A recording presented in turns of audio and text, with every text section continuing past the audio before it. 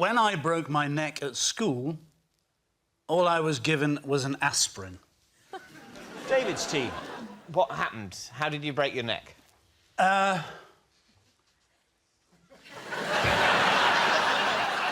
worry, we can lose that pause in the edit. Yeah.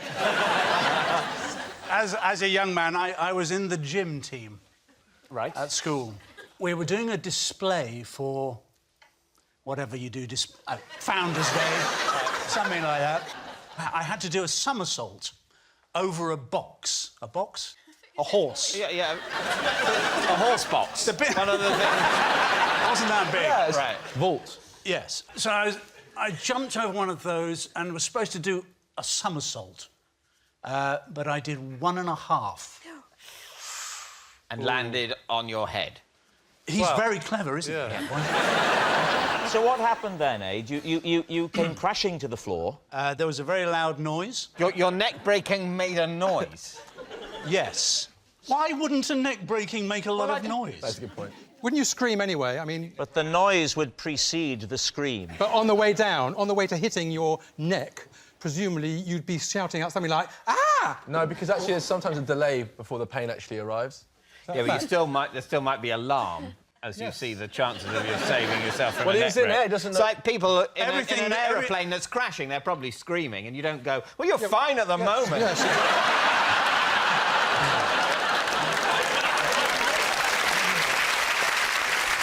So you've hit the ground, you fall to the floor. What happens then? I was in a great deal of pain. Was there a gym teacher present? There was. He was Scottish. Yeah. Jock Watt, his name was. No. That was his... You had a teacher called Jock Watt. So what did Watt do? One of the first things he did was he put out his cigarette. No. On the head of a nearby child. Yes. Watt was there... Where? Because in the display... What was in the display? What? Part of it. We're quite small schoolboys. So there's a kind of teacher to catch you. Oh, or yeah. half catch you. Half catch. So somebody dropped you? You bounce over the thing and you sort of... Is that after he dropped you? Is that when he went...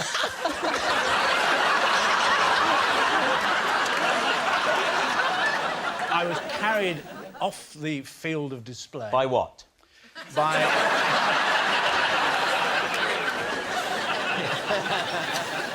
and taken to the sick bay, where I was given an aspirin. So where was Watt now? I wish his name wasn't Watt. Why?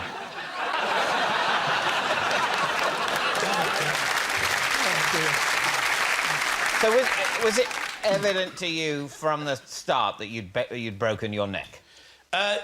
No. I suffered a great deal of pain for very many years and didn't really find out about the crushed vertebrae until... Yesterday. until a few years after. So what are you thinking? Are you thinking that it could be true? Well, the thing is, I've been observing him, as I do, and he doesn't have full movement of his neck. Look at that. How long have you been observing him for, Claude? You see?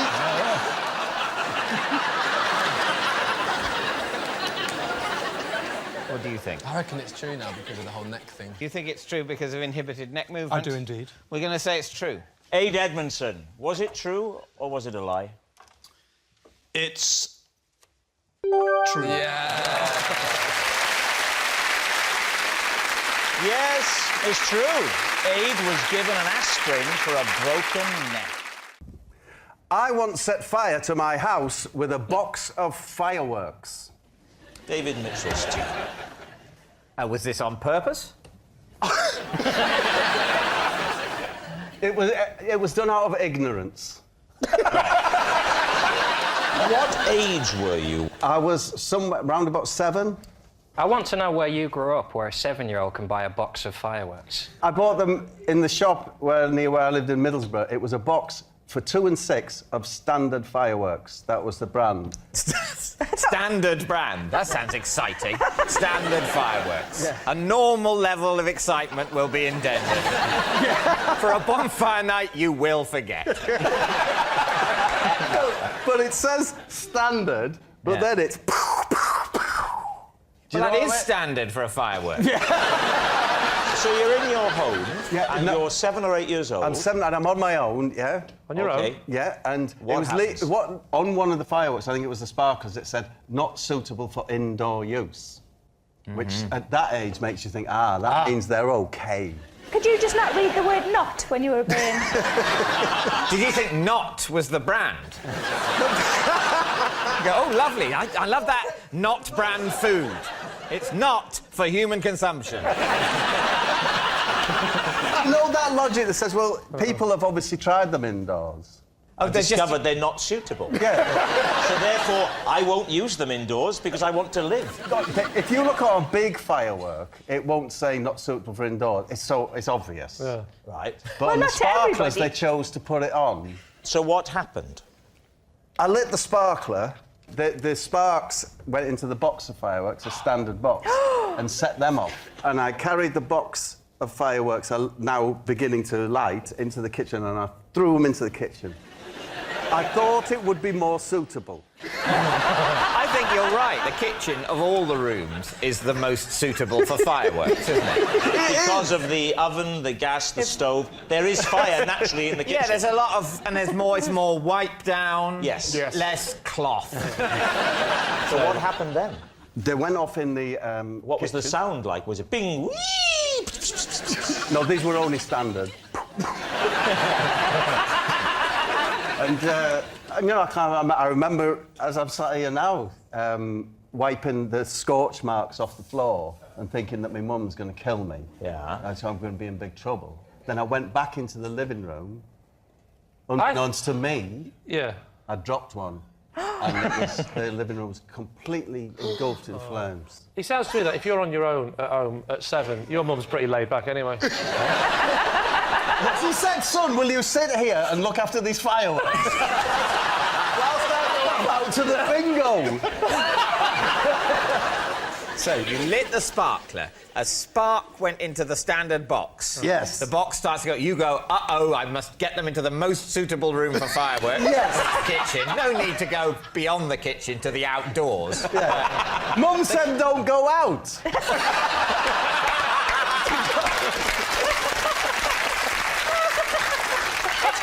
It's good to know there was at least one rule in your house.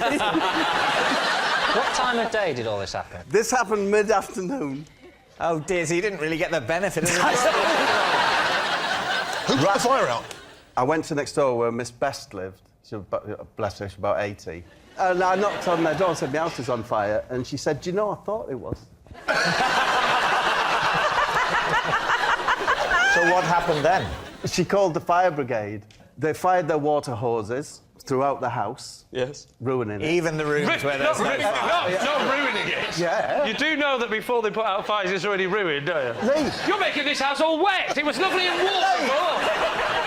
it's the water damage that Yeah. knackers the house. Is it? Not the fire? Not the fire. If they would use their boots to put it out. Honestly, the entire house, that's it. I was in a family of 4 children, and we were homeless.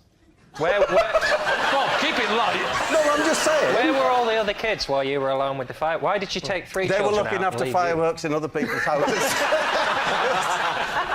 So when you say you were homeless, how much of the house did the inferno claim? It's gone. Entire That's house what, the gone. whole Whole house gone. The Yeah. whole house Whole burnt house down. burnt down. So how much did you leave in the living room?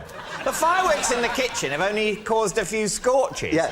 What did you leave in the living room? And now, don't you feel stupid for saying standard fireworks? Yeah. I tell Not you, they really. had- well, I think they you had were a- stupid. they To had light a a cake. sparkler indoors. If you don't know what you dropped Yeah. in the living room, is there a chance that it's just a coincidence? No, it could be. That it might not have been your fault? That's what I said to the press. Not your fault? Press? What press? Who did you speak to? Local press. Because they came to the house while it was burning? Yeah, you know, they're their hats on.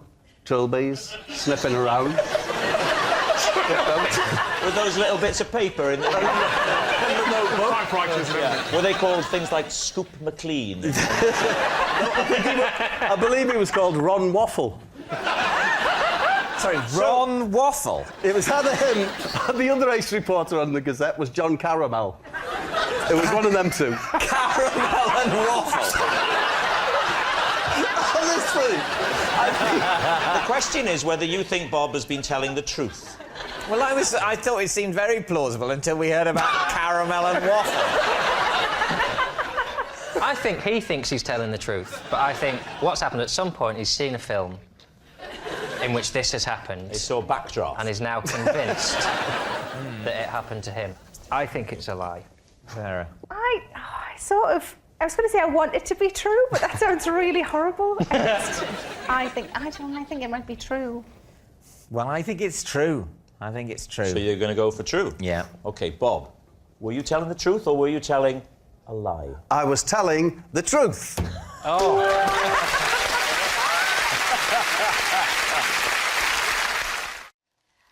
I once spent a pleasant afternoon riding around topless on a motorbike. Please, team. Hang on. Where were you going on this motorbike? That is the last question I'd have thought of. Very practical. Wow. Yes, he's We've got different angles, me and you, haven't we? Indeed, yes. Who were you with? A friend. Was he riding in you at the back or the other way around? I beg your pardon? What was the man's name, Esme? It was Phil. Phil. Phil. And what relationship were you to Phil? He was my boyfriend. So he was your boyfriend. When was this? I mean, just give us an approximation. Oh, decades ago. How many decades? Oh, no. No, what? Don't make us say that. All right, which century? The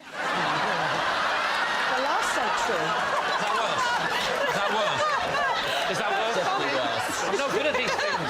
What if I... He's a very, very rude man. What's he wearing? I don't remember. Well, let me rephrase the question. Did he have anything out? Well, he had his arms out.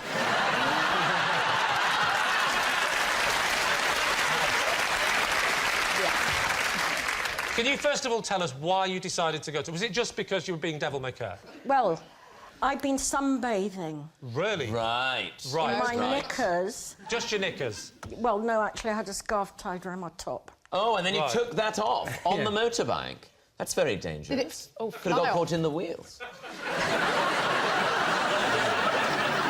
I'll tell you what, if my idea earlier would have been that Phil had something out, he could have caught that in the wheels, couldn't he? I don't know who this Phil is, but he's very impressive. You should never have dumped him. So you are lying, sunbathing, and he suggests, why don't we go for a spin on the bike? Yep. You jump on the back of the bike, and at this point you've got the improvised bra thing on. So when you start riding, it's on. At what point in the journey did you decide to get rid of the scarf? And where did you put it? Well, what happened is, because we were going so fast, the scarf fell round my waist. You were holding on to him, I guess. So you weren't in a position to put it back on. No. And how long did this last? About 45 minutes, an 45 hour. minutes! Where was this in the world? Surrey. Oh. I know Surrey well. Whereabouts in Surrey? I think it was called Bug Hill. Right. Do you know Bug Hill? Yeah. Oh, OK. I'll never forget, it's where I once saw a topless motorbike. So I suppose, in a way, though, they're not totally exposed to the elements. How big are they? Well, I don't know.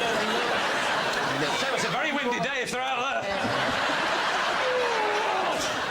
Tell you that... Not very nice. You were doing the size of them. I wasn't going like... Oh, you were doing this? They weren't... I was actually gesturing. I don't know how big the scarf was. I don't know about these matters. What are you thinking, Vicky?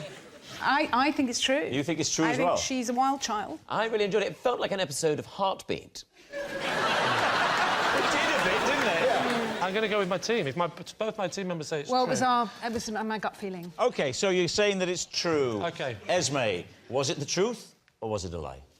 It was true. Right. I once undertook a self-help course entitled How to Become Taller.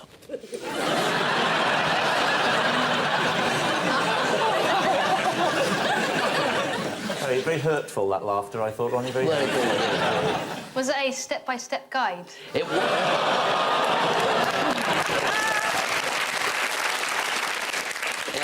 no, it was a little routine I had to perform every morning against the wall, stretching up, and with a pin in the wall. Oh, it was literally taller, not just to make you feel Oh, no, to confident. really make me This is taller. going to make you taller. I'm talking about the real business, making me taller. And saying every day and in every way, I'm getting taller and taller. Can I ask you a question? Did you keep the receipt? Was this done once you were of maturity, or was it when you were an adolescent and still possibly might grow? I was about sort of 14 or 15. Oh, yes, right. And it was bought by my aunt, Right. who was perhaps more worried about my size than I was. Yeah. And so she subscribed to it. How tall were you at 14? A little bit taller than I am now, actually. This is a great book you bought, isn't it? But surely at 15 you can still have a growth spurt. Like, Julian, you're pretty tall. Like, how old were you when you reached the height you are now? Well, I shot up when I was 15. Were you doing a step up?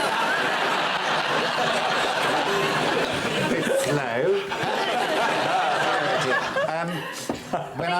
Were you older than 15 when you were... I was about 18, I suppose. So to worry about your nephew not being tall at 14 or 15, that's quite premature to get concerned about someone's height. But boys do usually shoot up at about 14 or 15, don't they? I never shot up. My parents kept telling me about my cousin Gethin, who he shot up when he was 22, he got ages yet. And yes. of course, I peaked at a very disappointing 5'7", which is... I can't believe in front of Ronnie you're saying a very disappointing... I was about to say... His feelings! I know. It's so upsetting.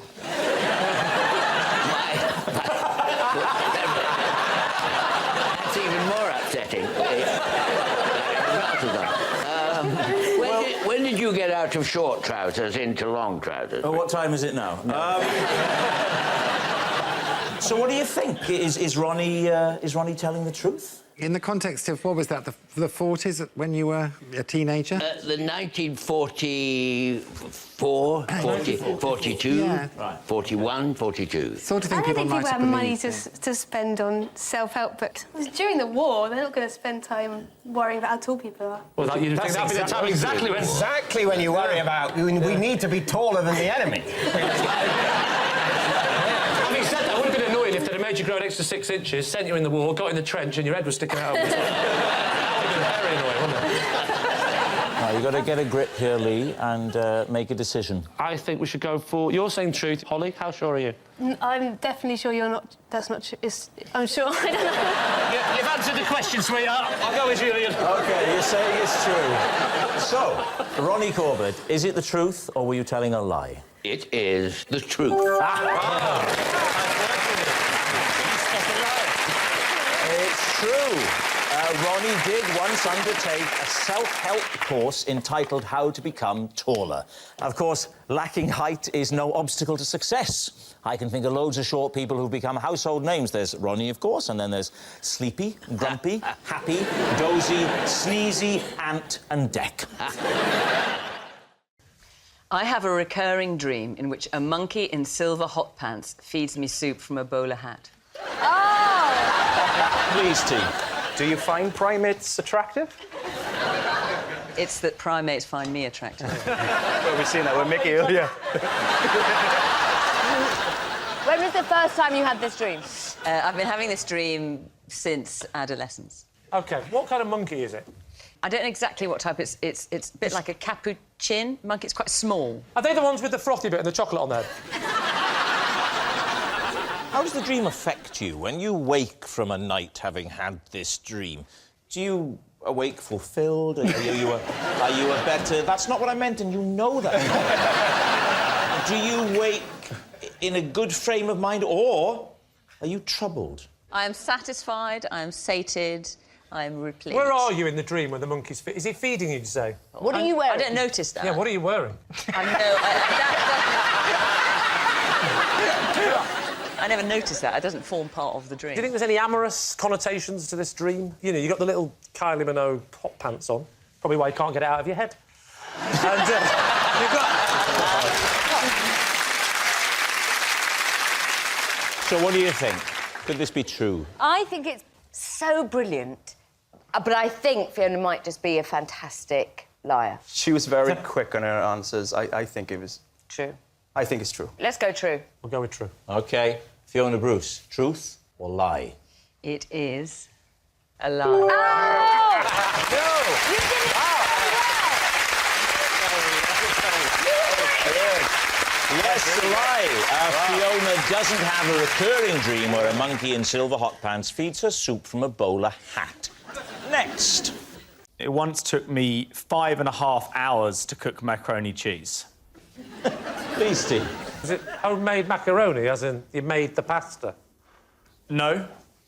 It was dried macaroni. How long does it take to boil macaroni? 10 It's minutes? not just 10, boil 12? it. There's more to it. There's more to it than that. There's a lot to making macaroni cheese. There's It's more- not just boil. You have to, you know, make like a roux, which is like a white sauce. But be careful because it goes lumpy and. Well, you may be helping him out here, Joe. Oh, if sorry. indeed this is like... How do you make macaroni cheese, You make a roux and. What's it a can roux? go Tell us lumpy and. How would you make a roux? And don't say you had it off with a kangaroo. We could have a little Joey, couldn't we? That's good. Oh, that's very good. Don't need your pity. I do a bit, but well, I was following a recipe, so I remember it had 4 different types of cheese in it, but it got. Do you remember the types of cheese? Mozzarella. Not really. All right, let me rephrase the question. Could you name any cheeses? Was there a specific occasion? Was this for someone's birthday party or your birthday or... We were on holiday. Who's we? It is my family and another family. And is it your job to cook for everybody? Not after that, no. The whole thing got held up because somebody stole some of the cheese. Who took your cheese? Well, I can't remember who it was, but I do remember that actually at that stage I said I'm not doing the meal at all anymore. So... Where were you, Joe? Where did this happen? Cornwall. So somebody came and took one of the cheeses and you needed 4 cheeses? I had 4 and I had it all laid out because I like to get everything kind of meticulously ready. So sort of 2 hours in, all I'd really done was get all the ingredients into... I think I've seen too many cooking shows, so I like to have all the ingredients in all the special pots. All pre-weighed on a saucer. All and all pre-weighed, that. yes. But is anything being cooked at this point? Is the macaroni on? No, nothing, no. You haven't cooked anything. All you've done is lay out the ingredients. Also, there was another delay, which was that I had to move the car, so... Was it in the kitchen? No, it was parked. It was blocking one of the neighbours'... arteries. Drives or something. So I had to go and move the car, and then couldn't find anywhere else to park because it was these like really, really narrow lanes. So I was just getting further and further and further away from where my family were. Why couldn't someone else park it for you? Because of insurance and, you know... Yeah, but no one would have seen you. You're in the middle of nowhere. They wouldn't have seen it, but, you know, you can't muck around. Joe, what are you thinking? I think it could be true. Really? So I read something the other day, and this woman was complaining about her son. She said she asked him to empty the dishwasher, which is the one thing she asks him to do every day. And she timed him, and it took 4.5 hours. And that was because he was just kind of teenager-ish. At one point, apparently, he said, I've just got to go and have a rest. So I think it's possible. Joe strikes me as a man that's not in a rush. I would like to be with him in a fire. Bobby? Well, let's lean towards true. OK, we'll say true. You're going to say it's true? OK. Yes. Joe, was that the truth or was it a lie? Well, it's true. Yes. It's true. Joe did spend 5.5 hours making macaroni cheese. I deliberately set fire to my colleague's script whilst they were live on air. Lee? Was this, did you say colleagues, as in, this happened a lot? Or the script belonging to one colleague? I used to do it on a regular basis. Listen, enough of your sex life, Terry. You flatter me. Is there footage of this if it was live? It's sex life, I hope not. No, there's no footage. It was in Ireland on Irish radio, and it was just a little prank of mine while my colleagues were reading the news or announcements, I would sneak in behind them and set fire to the script from the bottom.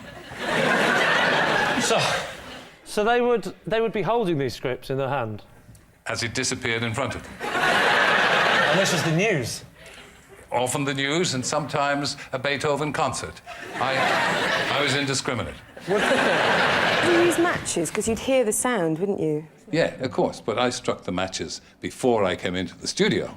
I'm a swift mover. Well, safety matches. You can't move too swiftly with a match because it goes out. Look, that's what your jacket is for. You keep it in there, sneak in, they don't see you, you smile. Go around the back. How did your victims react, Terry? I was the senior man, and I took no nonsense. If they didn't like it, too bad. Hang on, Terry, sorry. What year was this? Just after the Napoleonic Wars. No, I was about 21. Would the listeners ever get wind of the blaze? No, because there's no chance of any scent on the radio. But what, all right, OK, all right.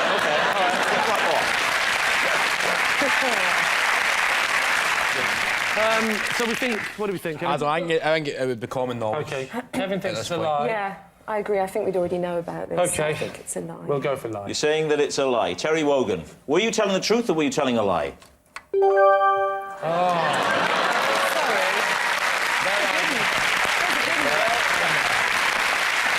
Yes, it's true. Terry did deliberately set fire to his colleague's script whilst they were live on air. At least they can laugh about it now. They can't move their hands, but they can laugh. It was a prank. Kevin, you're next. I once accidentally bought a horse. Sorry? You bought a what? A horse. A horse? Sorry, I missed the S. You claim that you once accidentally bought a horse, am I right? You're right. Right, fine, we're all clear. Under what circumstances? What did you think you were buying? I never thought I was buying anything. I thought I was renting.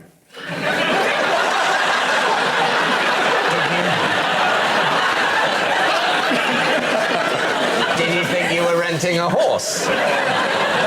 Yes. Right. So you paid to rent a horse, and then at the end, when you tried to return the horse, they said, "What the hell are you doing? I've been trying to get rid of Psycho for years." That's pretty much it. How long had you imagined that you were going to rent it for? We thought we were going to rent it for like 25 minutes. And did they charge you? It was in Bulgaria on holiday. OK, so what did it cost in local Bulgarian currency? What is the local Bulgarian currency?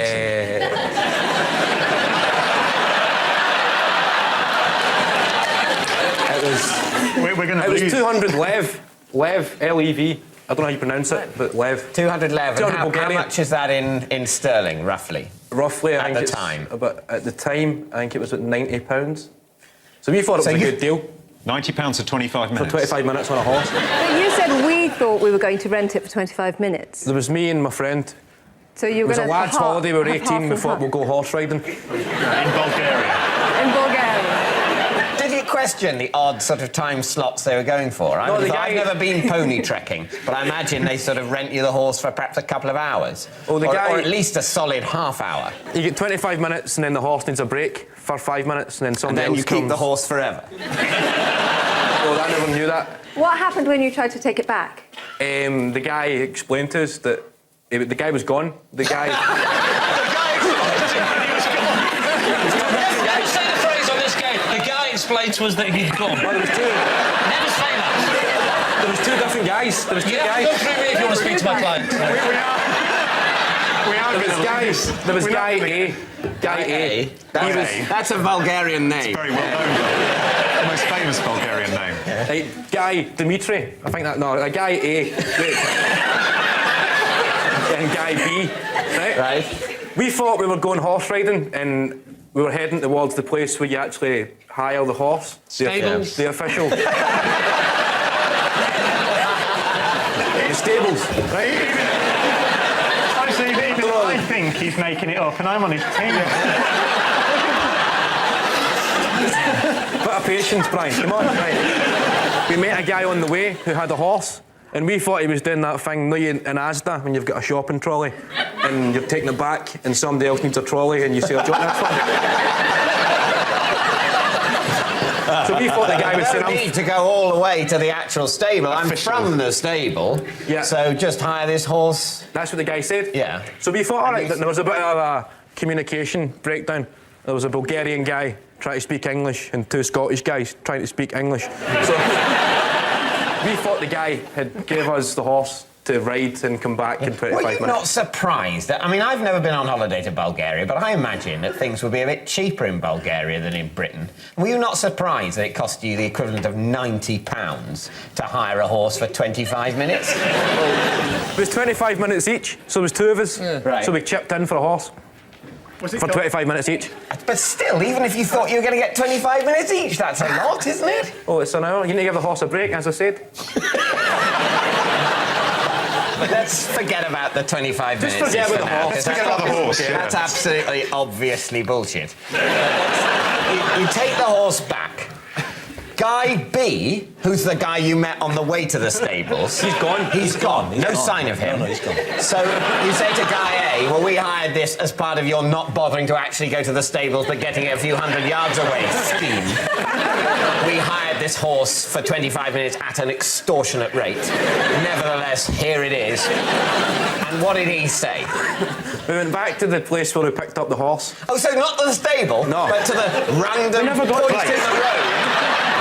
100 yards from the stable. So you, bewilderedly, where has the mysterious man gone? I would have thought that logically, when you were returning it, having thought that it had come from the stable, but you'd been lucky not to have to walk to the stable before hiring it, you might nevertheless have thought, well, the stable's where it's got to go back to, rather than, well, Sodom, this is where we picked it up from, I'm not actually taking the stable. I'm going to stand here, 300 yards away from the stable, go, come over here! Come and get your own horse! At which point locals start waving, go, no! You keep! Kevin, look at me. You're taking the horse back. Look at me! What happened next? Come on, Kevin. Come on! Right. So where are we taking off from? You're taking the horse back. Let's go back to the start. Kevin Bridges, for the love of God, please tell us what happened. Right. We bought a horse. We thought we'd rented the horse. We'd done the horse riding, took it back to the initial place we picked up the horse. Yes. Locals explained we'd went to a counterfeit horse guy. It wasn't the official horse riding stable. This was a counterfeit horse. This wasn't a genuine horse. This was maybe two guys in a costume.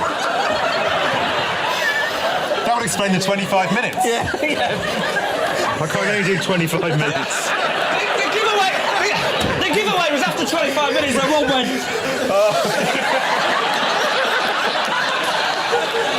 Right, let's crack on, lads.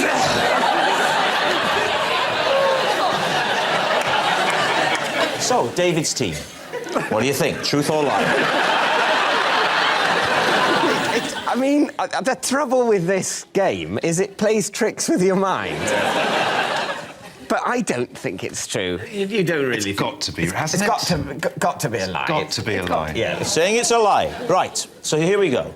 This it really is. Here's the moment. This is more than any other episode I've done of this show. This is the moment we've been waiting for. Kevin Bridges, is it true or is it a lie? It's true.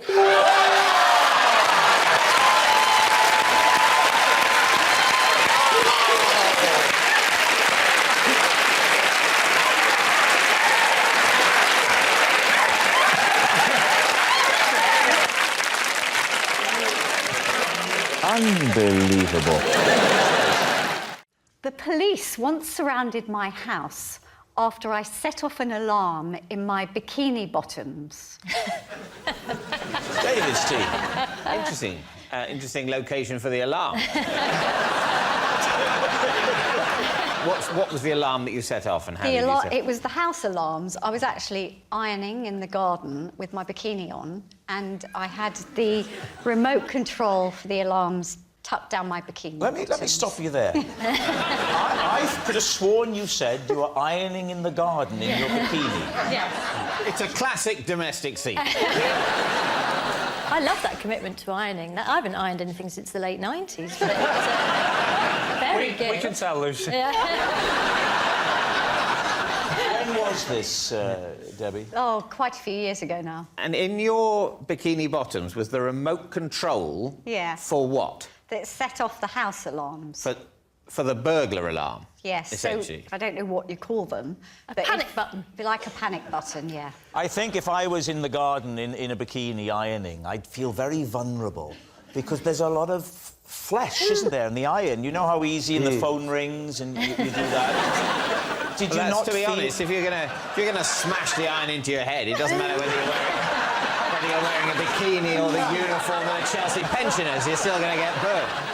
So what happened when you pressed the alarm? Who was alerted and what did Right, they do? so I didn't know because it doesn't set the alarms off, it just rings the police. And so 15 policemen came round the corner. They shouted, no, start with the collar, then the sleeves. I never tried it again, so I don't know. How did they react? Did they see the funny side? Yes. No, she wasn't facing them.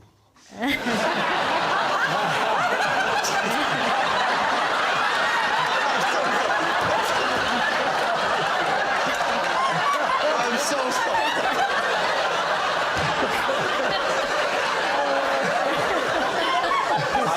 I know that's rude, but I can't quite figure out why. OK, well, I mean, it's elaborate, it's odd, it's unusual. Is it true? In my younger days as a sun worshipper, I would do anything outdoors. When you're young and you want a tan, you just do anything. What do you think? Oh, I think...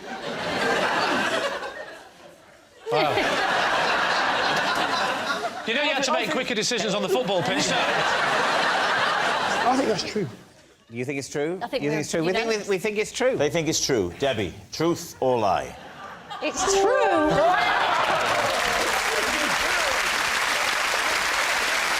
Yes, it's true. Debbie did once set off an alarm that was in her bikini bottoms. I was once hospitalised after fooling around with a blow-up toy. David's team. What was the blow-up toy? Well, it was a lilo. Just a normal flat lilo? It was a normal flat lilo, but it had a bit sticking out of it that held your margarita, like a cup holder thing on the edge. Where were you? Club Tropicana?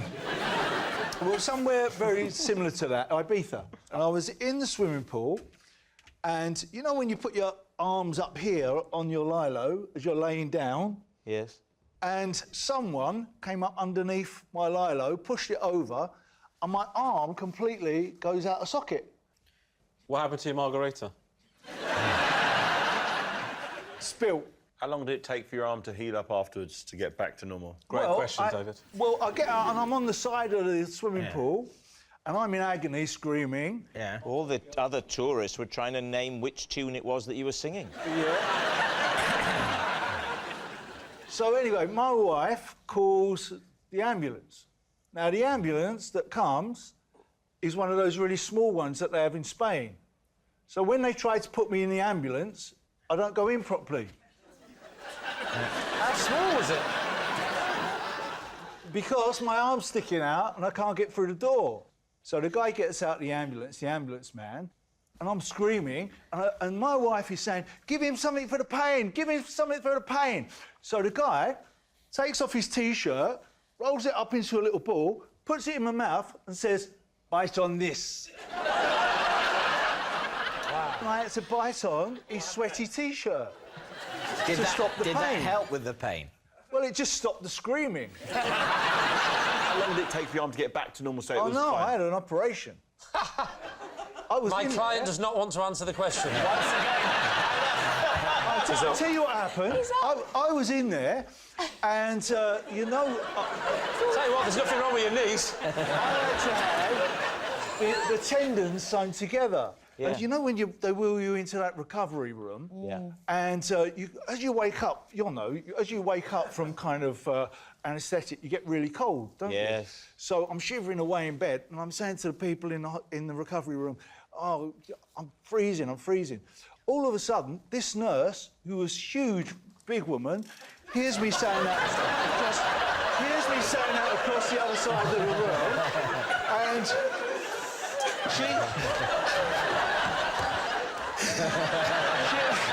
she hears me saying across the other side of the room that I'm cold. Yeah. Next minute, she comes bounding across, lays on top of me, saying, I'll keep him warm, I'll keep him warm. It was like a terrifying version of Baywatch. What kind of... What kind of unorthodox medical procedures are going on here? So how long did it take you to recover from this?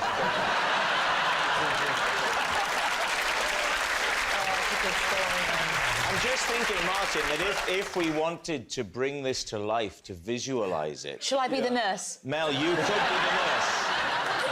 Can I just say, I am only half dressed. So I'm lying down in Watch bed. your shoulder now, Martin.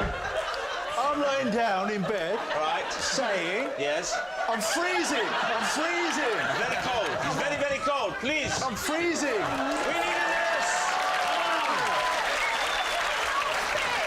We need a nurse. Take your chance, woman. Get on.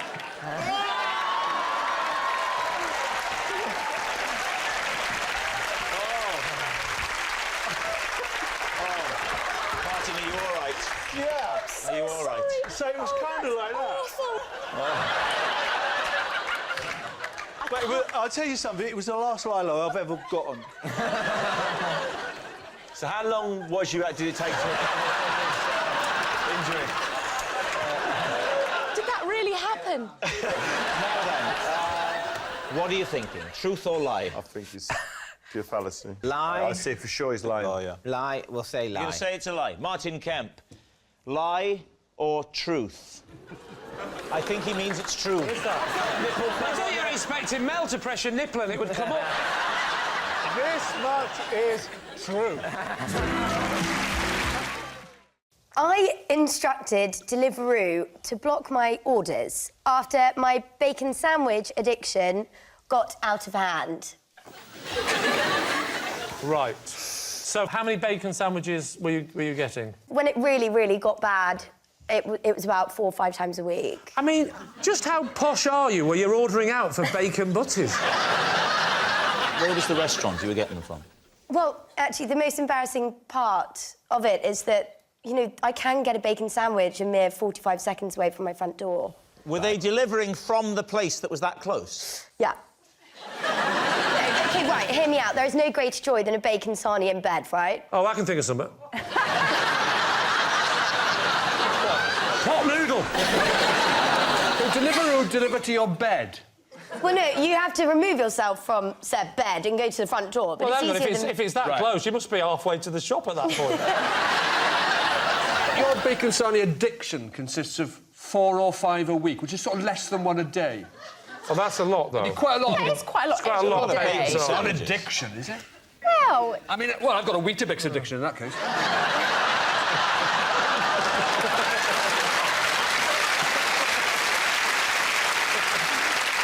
Tell us about the bacon sandwich, Toff. Was it a bog standard one, or was Yeah. it something a little bit special? No, it's a classic. White bread, Tommy K, bacon, job done. Not Tommy toasted. K, did you say? What does that mean? Tomato ketchup. Oh, I'm sorry. Did you know that? Tommy K was the name. Tommy K, everyone knows what Tommy K No, is. they don't. Don't Yes, get on. Don't get on the I knew kids' what Tommy bandwagon. K was. No, you didn't. Even though I'm a man who prefers Bobby Brown, I did know what Tommy K was. No, you didn't. No, you didn't. Oh, I did. Would you order anything else with it, or was it just the bacon sandwich? Well, it depends. If I'm feeling a bit fruity, I'd have an OJ, but... Orange juice. I knew that. Yeah. Would you maybe add a bob? Would you add a bob to it? Shut up. Would you add a bob? A B.O.B., bit of butter? Didn't you know that? Oh, you're so old, Grandad. Why did you block the Deliveroo account? Why didn't you just stop ordering them? I tried that. I tried just not ordering, but my willpower is quite obviously not good enough. So I emailed the Deliveroo HQ and basically asked them. I thought it was quite funny at the time, but then how they did you actually word it? blocked me. Hello, I've got a bacon sandwich addiction. Help, please block my account. And did they get back to you? No, but I then tried to order 2 days later and I couldn't log into my account. It's been reinstated since. I emailed again because it is actually quite annoying. What did you do? What was how did you email? What was that? Hello, I made an enormous mistake. Please, can I come back? No, that was the email you sent to me. Certainly did not. What do you think, Ellie? She's telling it well, but I don't think it's the truth. Why? Because, Lee, I think she's lying. I think she's clearly insane. I think it's true. Absolutely true, 100%. Lee? Yeah, I'll say it's true. You're going to say true? Toff. Truth or lie? It is true. Yeah, it's true. Yes, it's true. Toff really did have to block her own bacon sandwich orders. I recently ended up in A&E after attempting to use a sledgehammer to crack a nut. These team. Right. First of all, what type of nut was it? A walnut. Of course. A walnut. Did you use the floor or the wall? I used a bit of kitchen surface. What is your work surface made from? Well, at home... No, in your shed. What is your kitchen work surface made from in your kitchen? It's a sort of... It's... I don't really know. OK. Why did you have a sledgehammer in the kitchen? Well, it was... But the... I didn't. Oh, so it's not true? This didn't happen. Oh, OK. Easy. Wow, we broke in quickly tonight, didn't we? This didn't happen at my house. Where did it happen? At my parents' So house. why were you trying to describe your house when you were talking about the Because he work kept asking me about my own work I'm just trying to be as helpful as possible. OK, can you tell us the colour of the kitchen surface in your parents' house? Brown. Brown. Was it Brown? Is it a wood? No, it's Did it look like a tree but flat? I don't know what it's made of, but it's... Is it Formica? Might be Formica. Wooden Formica. Formica. Your parents have got wooden Formica tabletops. Why don't you use your television money and treat them, you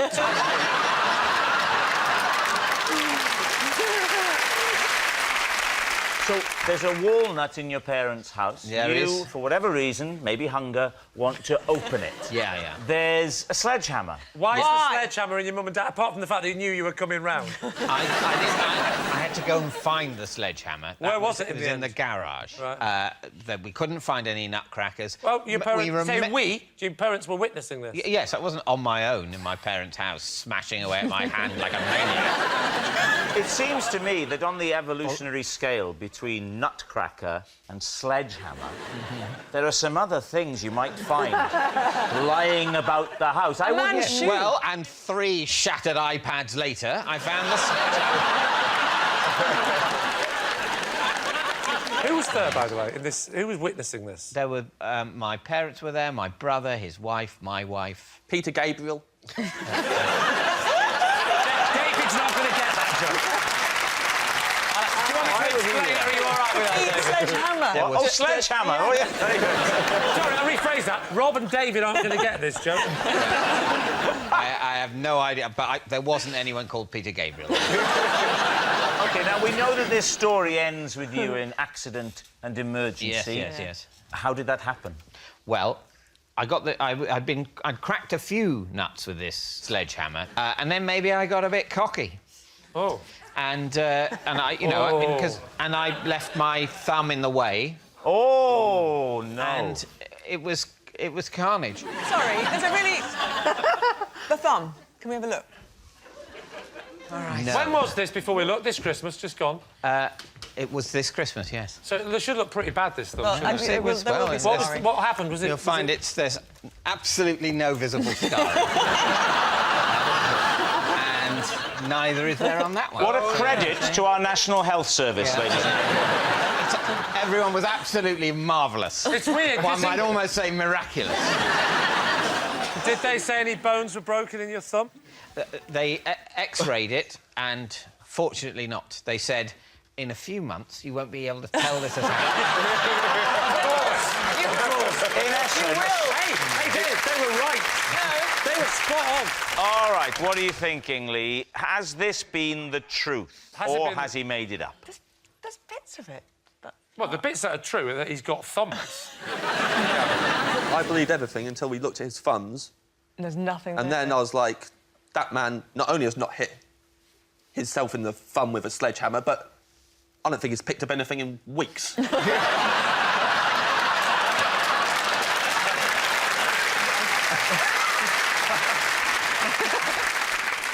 Lie, don't you? I would say that it's a lie. You're saying it's a lie. David, truth or lie? It is a lie.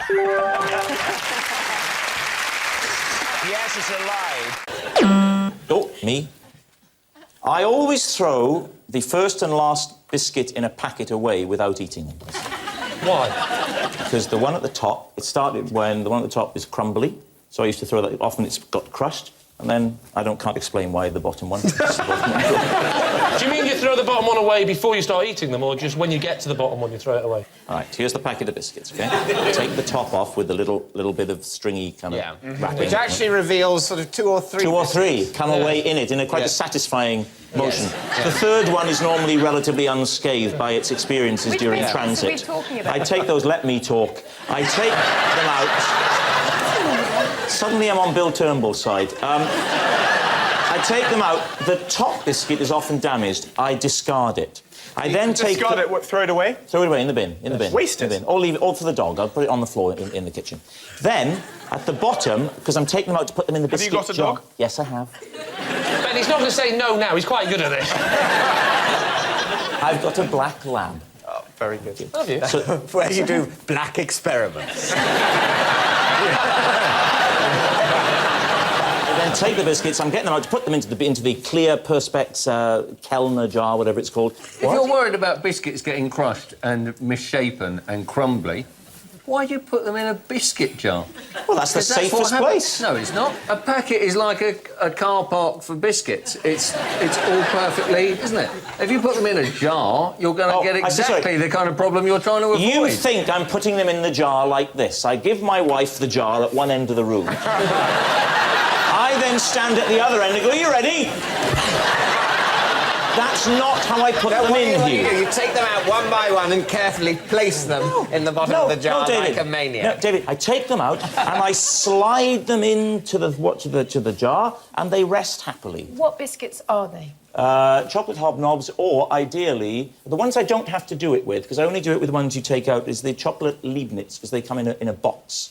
They're usually unscathed. You've just said that you give chocolate hobnobs to your dog.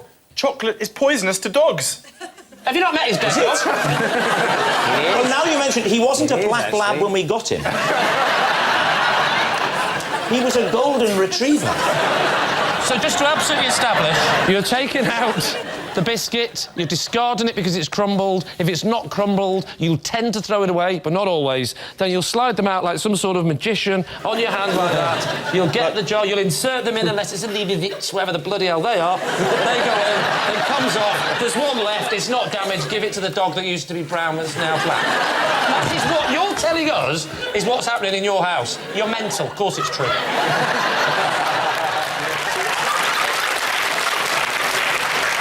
You think that's a lie? I think it's a lie. You're going to say lie? Yeah. Go on then. I'll go with my team, say that's a lie. Yeah? Lie. David? Well, yes, I think I can believe it. Yes, I don't like the broken biscuits on the end. Yeah. So what are you saying? So we'll say true. You're saying true, right. You say true, you say lie. Well, it's actually a lie. Brian, it's your turn. While searching for a mythical beast in the jungle, my boat was skippered by an orangutan. Well, we've had this one before. Yes. I'll make it easy. It was a canoe. Right. I was paddling a canoe. I wasn't imagining one of those big cruise ships. Not a big ship. Oh, I went as the guest of the Viceroy of Malaysia, and we were there specifically to hunt for the orang pendek, upright Sorry, Brian, man, can I just which stop you? is a kind of yeti. We got into the canoe, and there's a canoe there, and this orangutan, they always love me because I look like a gorilla. I got in it, and it rode, and I made noises at it. I actually developed the noise for the King of the Gungans in Star Wars. I played Boss Nass, and when the Jedi wanted me to help them, they all kneeled in front of me. I stepped in front of it. And this, when I did that to the orangutan, you went... So let me clarify. You're in search of a mythical beast, and you arrive in Malaysia, and you come across a river, you get into a canoe, the canoe, at the oars of the canoe, is already an orangutan. That's right. He starts rowing. That's you right. give directions to the orangutan, using noises later to be employed in a major sci-fi franchise. Yeah. How far did the orangutan take you? Oh, about 10, 15, 20 miles. Very powerful. Very Did you upright feed body. him? And at the end of the journey, when we got off the bank, he gave me a wonderful, big, deep-throated kiss. I would like to pause the proceedings and have a word with my client. We'd like to change your plea. And he liked... Insanity. He loved it when I belched. Let me ask this. The orangutan, was he paddling with an oar? Oh, yes, he was right. Or was he paddling with his large hands? No, he was paddling like an Olympic rower. Oh, no, come on! So, David, what is your team thinking about Brian's story? Kate, do you think it's true? I like the detail, but I'm concerned about the distance the orangutan succeeded in. Had it been just 5 metres, I could have believed it, but all that way... I think it would have the upper body strength, Yes. but would an orangutan see the point Yes. of rowing strangers 20 miles? Do you know the only thing I don't buy is that? Well, I once heard a podcast in which someone described a chimpanzee making a gin and tonic. Sorry, David, you have won me round. Yeah. So you're saying it's true? Yeah, it's true. You're saying it's yeah. true. Brian Blessed, was that the truth or was it a lie? True.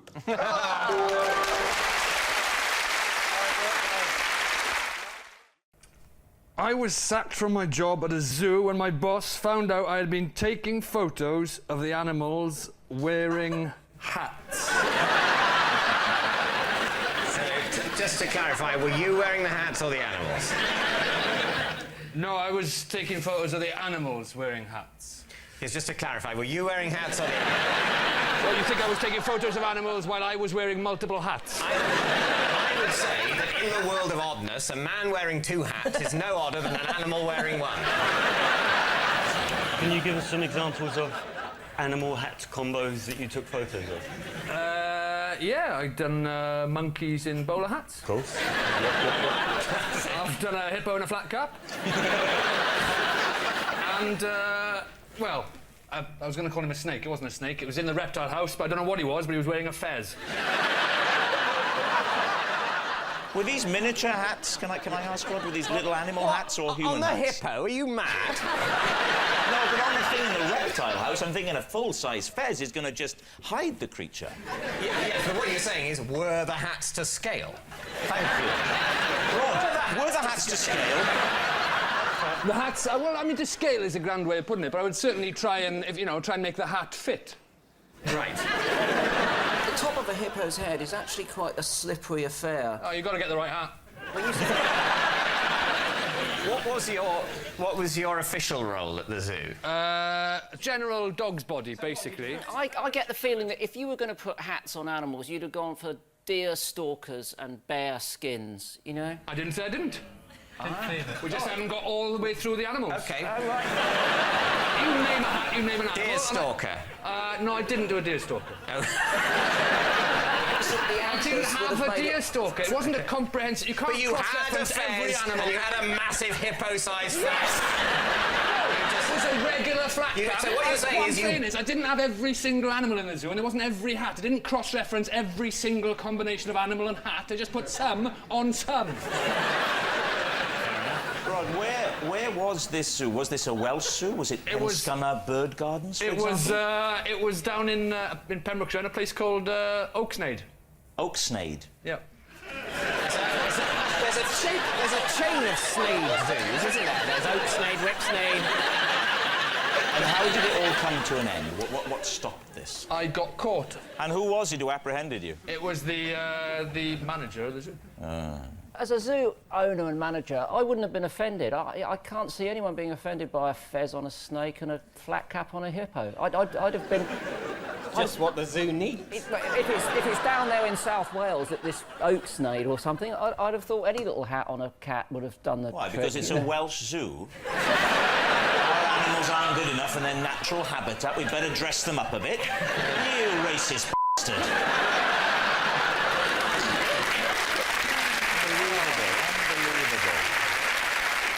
Well, David, what do you think? Well, I'll ask my team first. I mean, I've never heard of Oaksnade Zoo. Have you ever heard of Oaksnade Zoo? Is that the most you doubt about that? Okay. A flat cap on a hippo. Fair enough. Oaksnade Zoo. Not having it.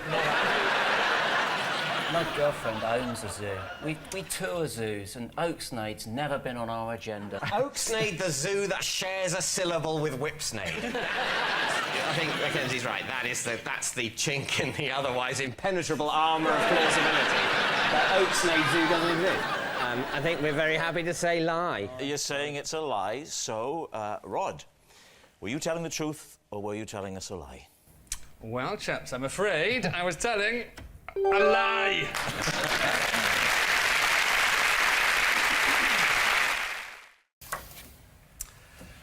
On doctor's advice, I have to sleep in a cycle helmet due to the violent nature of my dreams. Well, Lee, where to begin? Tell us about the violent nature of your dreams. Yes.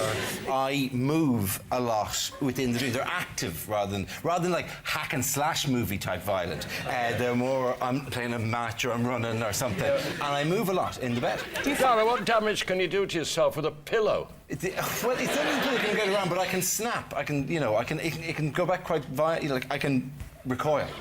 What does your wife think? Do you share a bed? I do share a bed, yes. When did the doctor prescribe the helmet? It was during my teenage years. It was late teens, whatever, that stage that it began to... That is the age when you start tossing and turning. Yes. I'm not having that. If I can't make an innocent comment, please, this isn't Never Mind Your Buzzcocks.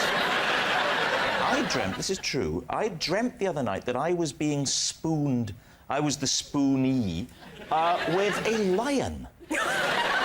Seriously, and I could feel its big, hairy arms and its legs, well, they're all legs, aren't they? All legs around me, and I could feel it, and I could smell it, and it was so vivid, and I liked it. So the last thing I would have done is lash out because I was feared for my life. Yeah, but I didn't have that dream. You feared for your life and you liked it. It was a lion! I thought when you said you liked it, you must have in some way thought you were safe with this lion. But it was actually the fear that you liked. We've all had experiences in bed, David, where we are simultaneously afraid and excited, yeah? So, Dara, back to the image. Yeah. What do you wear in bed? Other than that? Yeah. Pyjamas and a t-shirt. It's a lovely look. The pyjama with the jacket. I don't wear the jacket, though. That's ridiculous. Unnecessarily As if you wear a blazer in bed, it would clash with your cycle helmet. It is odd, isn't it, the way pyjamas have a collar that could take a tie. Yeah, back to the cycle helmet. You know Petr Cech, the goalkeeper for Chelsea, right? You better explain to David who. Yeah, there's a footballer called Petr Cech who got kicked in the head once, right? Okay, The goalkeeper's the one that owns the club, right? Gets him, yeah. Anyway, he got kicked in the head, and he wears a kind of a padded head. It's very similar to that, like, because you know. And if you've had a previous head injury, and I had a, you know, if you've had a knock in the past. What was your previous head injury? I literally fell off a bike when I was a teenager. I went off a bike. And How ironic! They make you wear a cycle helmet to remind you of that terrible, terrible day. When did you start wearing the cycle helmet in bed? That was when I was 16. So you've been wearing it in bed since you were 16? Yeah. How old are you now? 39. So obviously on your honeymoon night you wore it, did you? She was used to that. She'd seen it, yeah. So every night? I've heard of safe sex. During sex? During sex are you wearing it? Because then you're really thrashing around, aren't you? Do you presume that there's no gap between the end of sex and sleep that I couldn't then go, oh, that was magic? You know what? That, to me, is more disturbing. To be able to go, that was marvellous, Dick. What the hell are you putting on your head? Right, Lee, it's time to take a guess. Well, what do you think? If he's not telling the truth, he's made life very hard for himself because he didn't have to say he was doing it for 23 years. How long have you known him for? I never slept with him. No. It's lie. So it's a lie. So, Dara, are you telling the truth or was it a lie? That scar that goes from there to there? Huh? Yeah? Nah, it's a lie. I can smell if there is a dead fly in the room.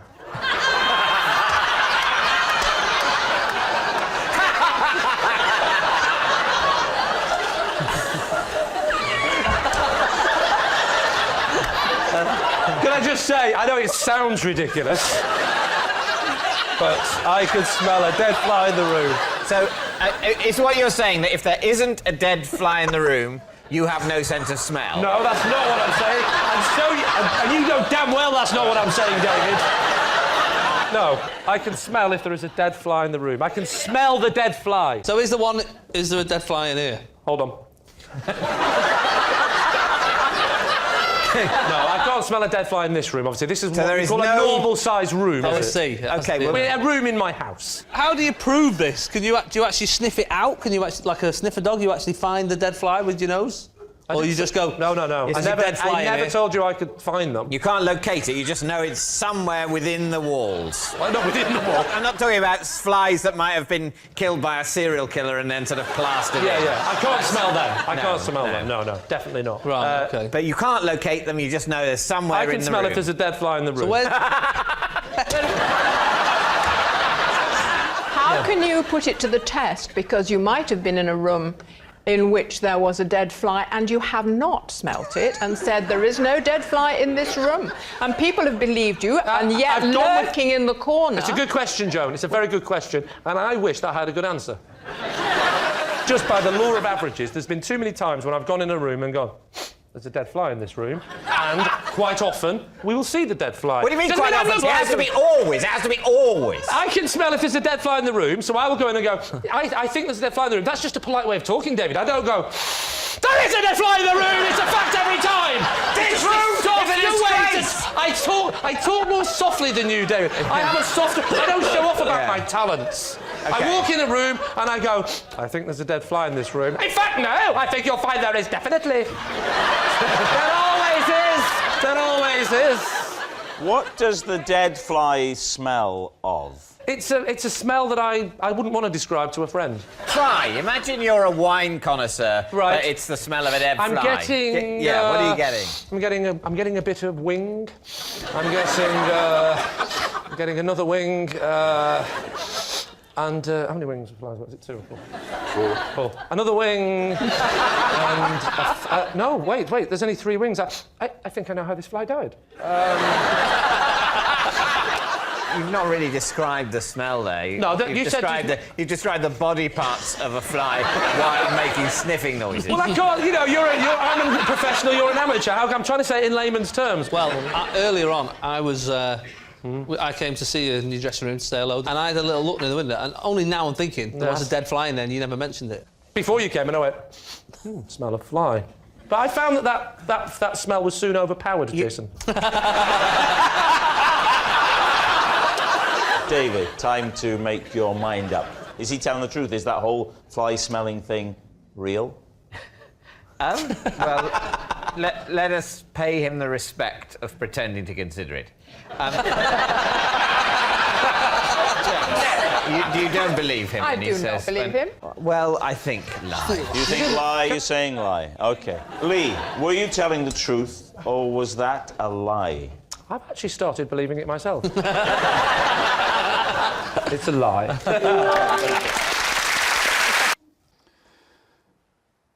5 years ago, I spent a whole week building an elaborate contraption just so my wife can let me know when lunch is ready.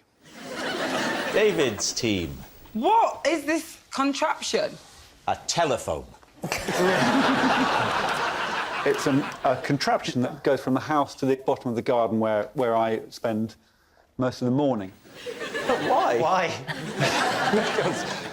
Because I've got a little shed down there where I write. Describe this contraption to us. OK, well, it's long. I've got a very long garden. Mm-hmm. And it's on a slight incline. Mm-hmm. It's made out of tubes, and my wife operates one end. I receive... Are you thinking what I'm thinking? I receive something that comes out the other end of the tube. So it's a very long tube, and she puts a little ball in one end. And the ball plops out the other end. And that's when lunch is ready.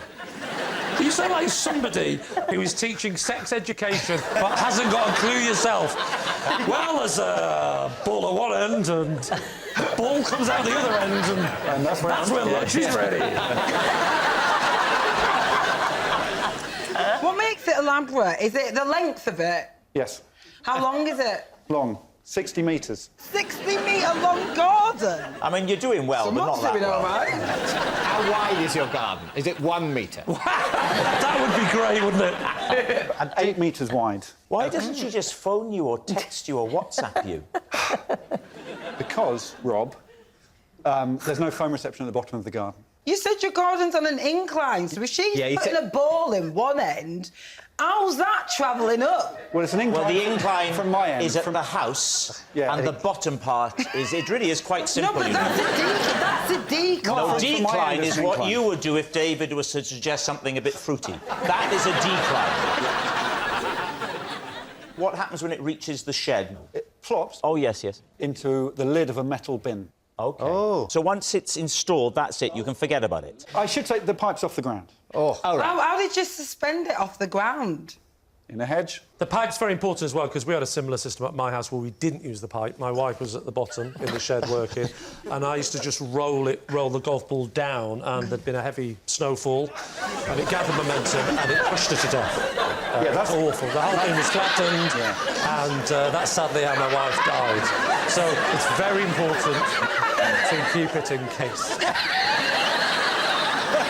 All right, well, look, what are you thinking? It does sound to me a little fantastical. It's peak boredom, isn't it? And some people get bored. I think the show's going fine.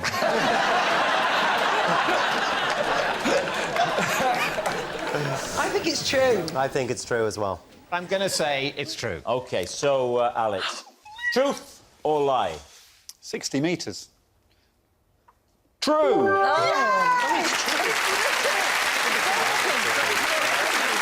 It's true.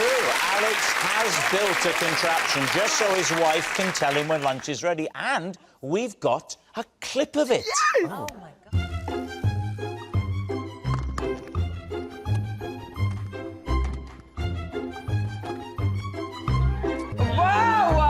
Wow. I love it! Oh, I love It was just like you described it. I once dumped a boyfriend because I didn't like the way he fell down the stairs.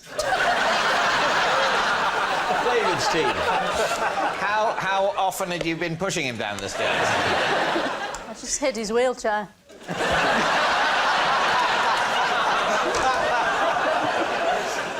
If you've been affected by any of the issues raised in tonight's show... how did he fall down the stairs? What was Very ungainly. What kind of stairs did he fall down? Where was he? It was just outside his flat, and there was, like, 5 steps, and then another 5 steps. Well, you know, those ones that go sort of in a different direction. Concrete steps? Yeah, concrete. So this is nasty. This isn't... It was a nasty fall, yeah. Yeah. Did you finish with him because he was so badly injured he was no use to you? This was sort of like the last straw, really. What was the other straws? There were so many straws. Tell me one. He used to fall out of cupboards.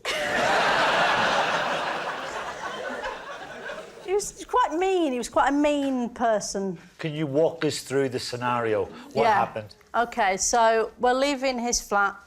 He locks the door.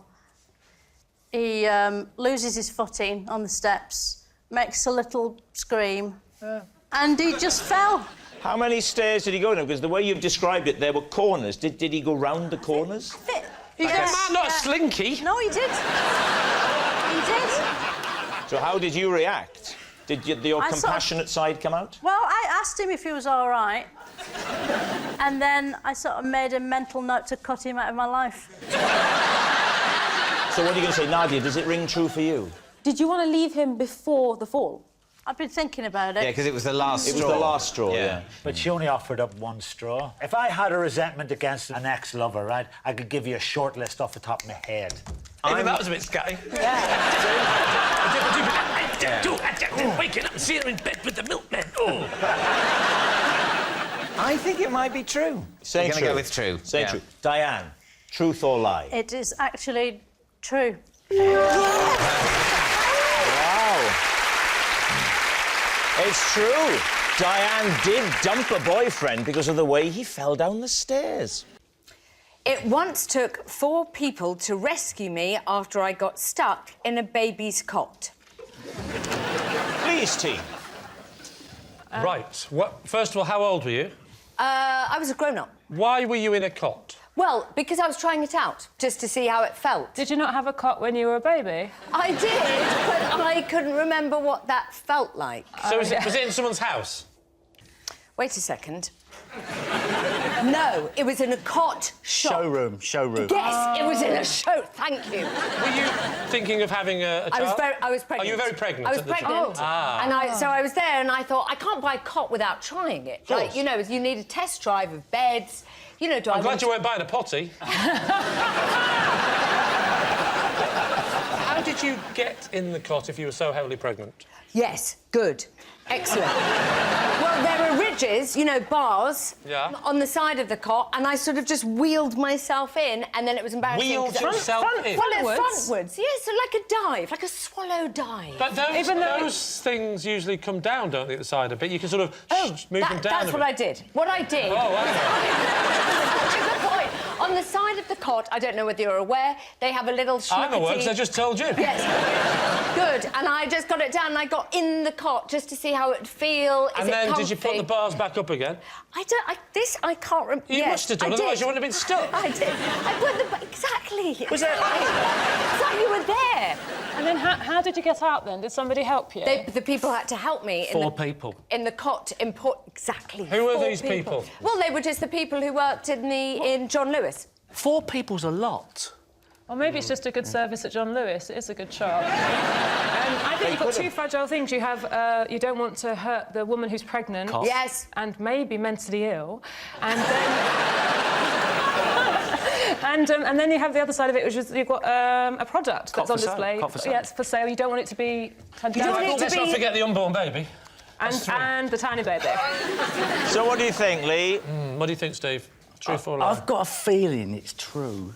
If you'd have been stuck in a cot, how many people would have come and helped you? Well, it would have been length problems more than anything else. It would be an odd-shaped cot that you could fit in. And perhaps Coffin. only head would have been...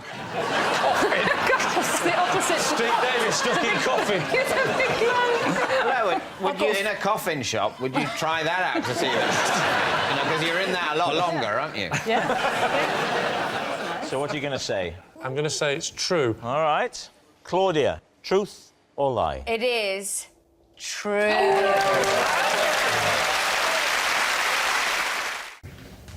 Every time I shower, I must adhere to my strict system for drying myself. OK, quick as you can, what's the system for drying yourself? Well, I always use a towel. Weird eccentric. Well, actually, I don't start with a towel. I sort of brush water off this arm. I can do that 20 times. With your hand? With my hand. Yeah. And then 20 times that one. Do you dry yourself between your legs with your hands?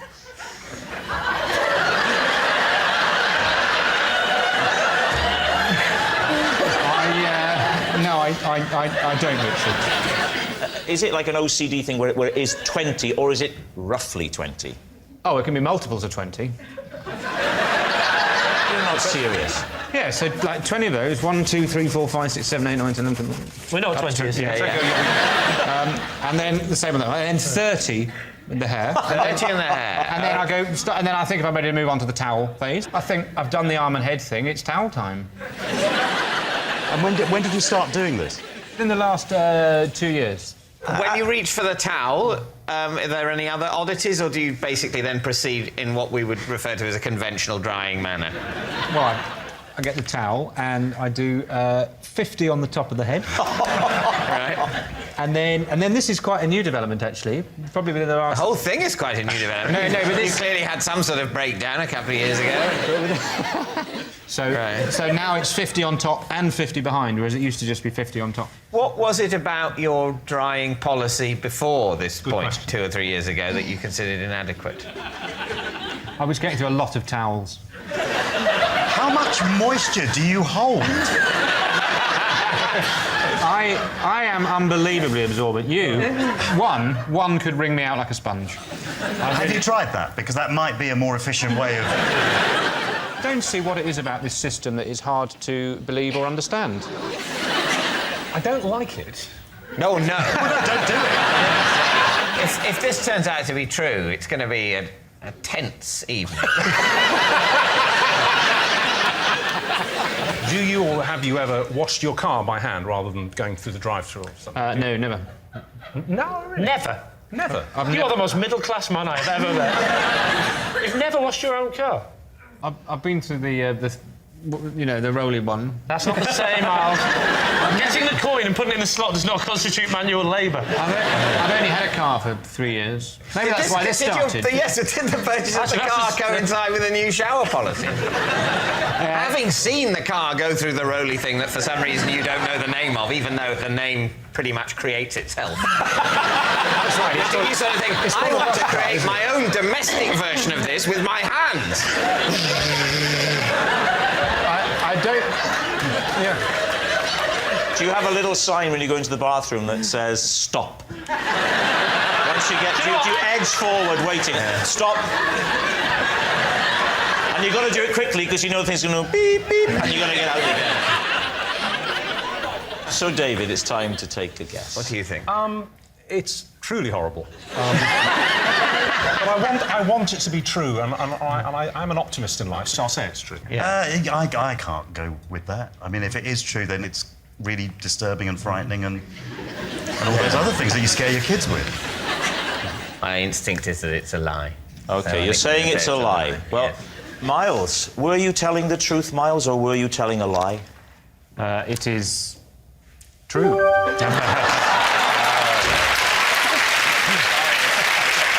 Yes. Almost unbelievably, it's true. Every time Miles showers, he must adhere to his strict system for drying himself. I was sacked from my job in a call centre for repeatedly using different accents on the phone. David's team. Who were you in a call centre for? Who did you work for? I was working for Royal Mail. Royal Mail? Yes. And what sort of call do you get? Where's my post? It was a while ago, and you used to not have Google, and people used to ring for postcodes. What's your favourite accent to do? So obviously Welsh is easy, so... Would you do the accent of the postcode? So, yeah, that would... Sometimes you could do that. So, OK, I'll be the person who OK. needs my postcode. OK. That does sound like a pre-Google phone, I'll give you that. Hello. Oh, hello. Bula da. I need a postcode, please. That's nice. Oh, are you Welsh as well? Dim eich hyfryd. Oh, nachi nawr I bydd y Mair. Ac y Mair are sitting at a panel ac I got a moron to your left.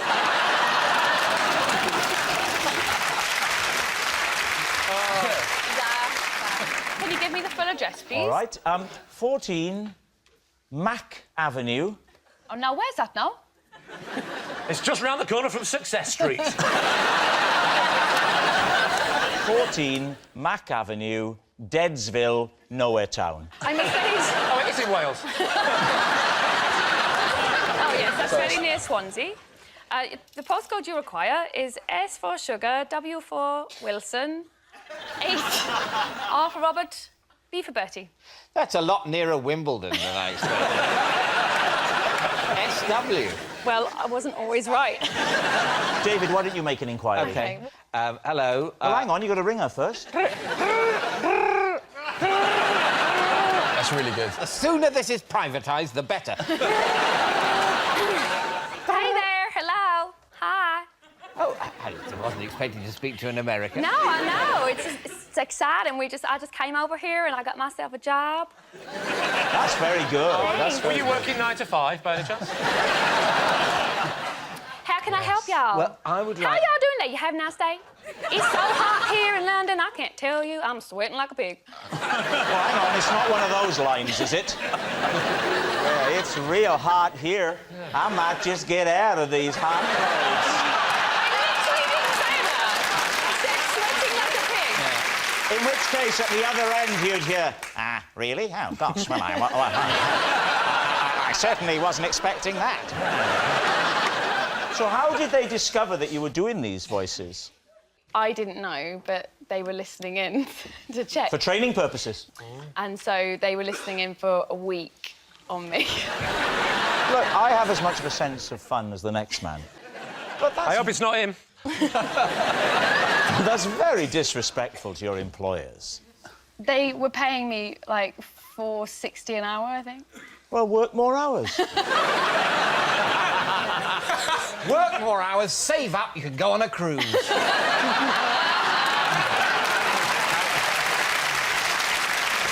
So what did they say to you? What did they say to you? They took me aside, and there was going to be, like, Christmas break, and they just said, we're asking everyone back after Christmas, but we're not asking you. I should have said, that's fine, sugar, I don't even care. But, So what do you think?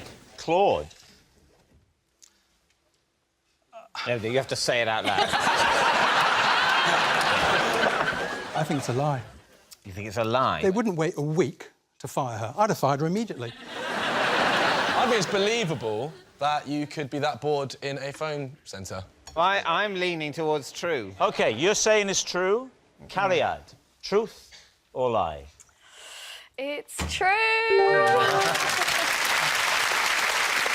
Yes, it's true. Cariad was sacked from her job for using different accents.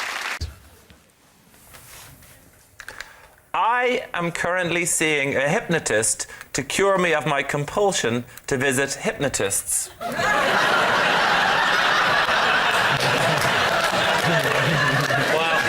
I don't think this is going to take too long. How long have you had a compulsion to see hypnotists? Well, it started off I had a fear of heights and I visited a a lot of different practitioners. It is a serious enough thing. I mean, it is. It's unusual to be this high.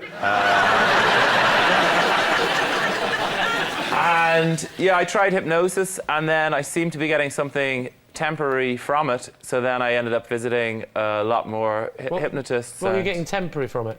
I was getting some relief from it for a while. From your fear of heights? Yeah. So you're now relieved of that at this point. Why would you go back? Oh, because then the relief is temporary. So I ended up going back, and then I ended up getting really addicted to visiting different hypnotists. What do they do? Normally they just put me under for a minute. Put and under then what? Water? They make me, it's serious, they make me lie on the ground. So they make you lie on the ground? How's that going to cure your fear of heights? Surely they should make you lie on top of the cupboard. Well, I am knocked out during this, and then when I wake up, they put me on top of something high. Oh, right. So how many different hypnotists have you seen? I don't know, it's into the hundreds at this point. Hundreds of hypnotists? It was costing, most of my income was going on it. I mean, I would do whatever money I could get was just going straight into hypnosis then. How long have you been seeing the one you've been seeing now for to get you off seeing the hypnotist? Well, this one about 2 years now. I mean, so the man you've been seeing for the last 2 years has been specifically for the problem that you want to stop seeing hypnotists. Not for the height thing anyway. Just I'm addicted to hypnotists. I need to stop. That's what you're seeing him for. Yeah. And you've been seeing him for 2 years. We're nearly out of the woods.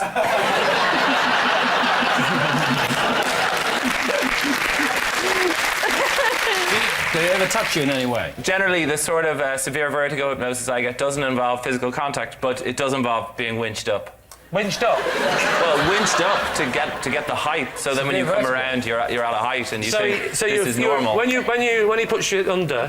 Well, this is going back when I had the serious problem. Yeah. Well, let's go back to that problem. That interests me. The winching up. So they put you out and then you're gone. Do you remember being? Do you wake up and go? No, you're How do I get up gone. here? You put on a sort of Velcro suit at the start, and then.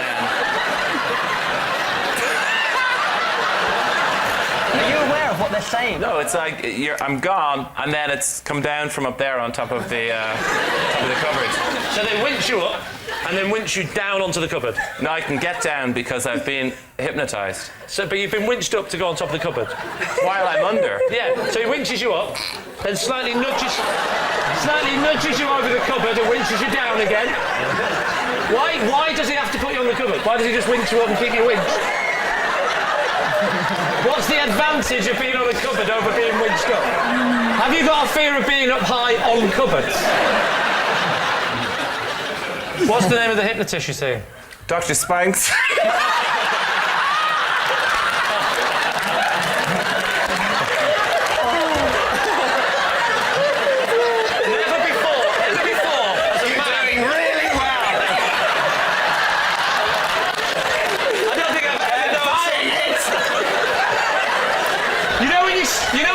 Sentence and you don't know how it's going to end. It's never happened before with just 2 words, doctor and Spanks. He's German! Oh no! He's German, yeah? German.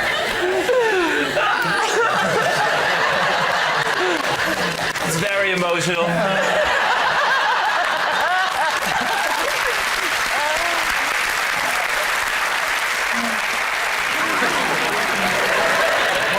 It's a tricky one. Well, it's a tough one. I'm going with you on this one.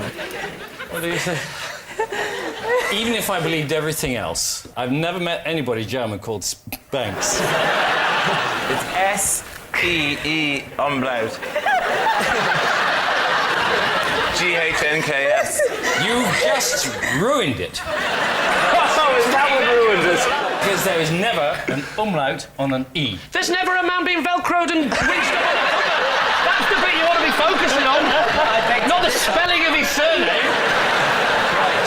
So, Lee. I'd say it's a lie then. You're saying it's a lie. David O'Doherty, was that fantastic tale the truth, or was it a lie? Incredible as it seems, that is a lie. Yes, unsurprisingly, it's a lie. David isn't seeing a hypnotist to cure him of a compulsion to visit hypnotists. I went to see a hypnotist once. All the time he was saying, look into my eyes. Sorry, not hypnotist, optician. OK, well, I'm still blind. Neither of my PPIs work. Mo, David, would you save us all a lot of time and read my card out for me, please? Gladly. During lockdown, I bought a pogo stick to use as a home school teaching aid. Right, Lee's team. OK, so, Chris, have you got children? Just the one. And this was for, what, your homeschooling PE or something? Yes. When we did homeschooling, we split up the tasks. I was in charge of PE and maths, and my wife was in charge of reading and art for obvious reasons. And what age is your child? During lockdown, she was 6. And do you do anything else for PE or just pogo stick? I'm quite a lazy guy, Lee. So I realised that when you're on a pogo stick and you're bouncing away, what you're trying to do is see how many you can do. How many repetitions without touching the ground? Yeah, and maths You have is to also... touch the ground, Lee, to be fair. Otherwise it's levitating, which we still haven't mastered. I appreciate you said it for comic effect, Rob, but you know exactly what I meant. Well, what I tried to do is I realised that how many is also what you do often in maths. And I could consolidate all of my teaching efforts into one tidy little package of minimal effort. So I invented pogo maths. OK. And you just shout out some sums and they have to bounce out the answers. But are they experienced in pogo sticking? Because it's quite hard. Well, I mean, it does help if you can use a pogo stick first, so you have to get over that hurdle, but that's, you know... You have to get over a hurdle as well. I appreciate you said that for comic effect. Thank you, Rob. We have a pogo stick. Yeah, well, it's Chris's card. Make him do it. I don't think the BBC's got enough money to cover the insurance on this. Don't worry, I've got this covered, Chris. Like the card, let David do it for you. There is a pogo stick behind you, I believe. Oh, my gosh. There it is. Don't do it there, and make sure you're 2 metres away from me. Right. Down you go. Now, Chris... Hang on, let me have a practice go first. He's not doing This it, is going Chris. really well, Chris. Dead easy. Are you ready? Yes. What is 8 minus 5? OK. The problem I've got now is if I bounce and fall off after, say, 2, you don't know if I'm bad at pogo or bad at maths. All right, here we go. 1, 2, 3. Give him...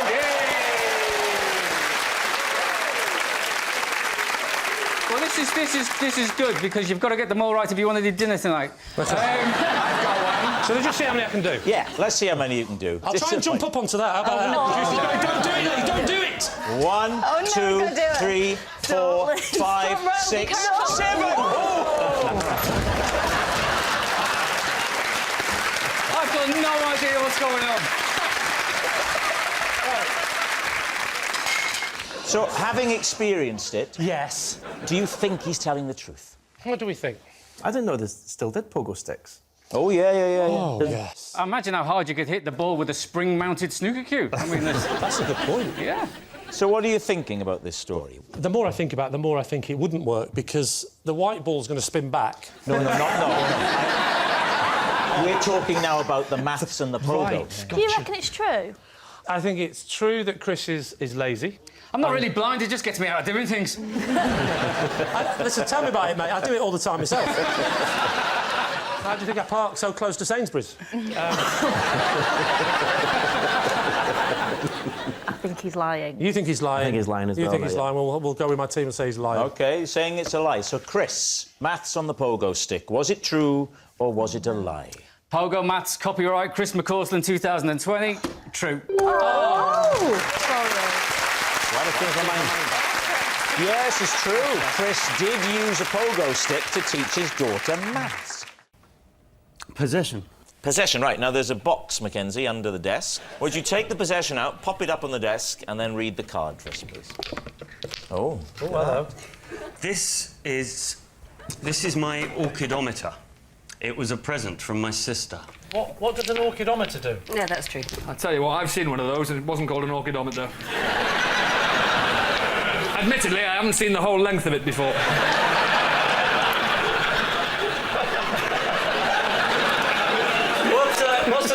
answer, Mackenzie.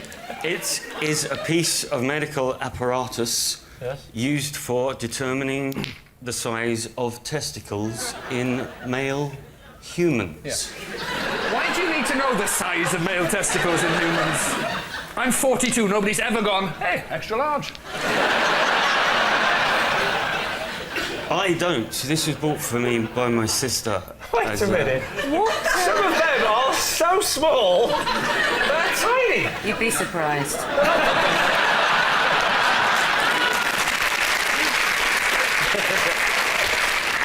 My sister bought this for me for nostalgic reasons. Nostalgic? Yeah. To remind me... Hang on, if this is to remind you both of the good old days, we don't want to...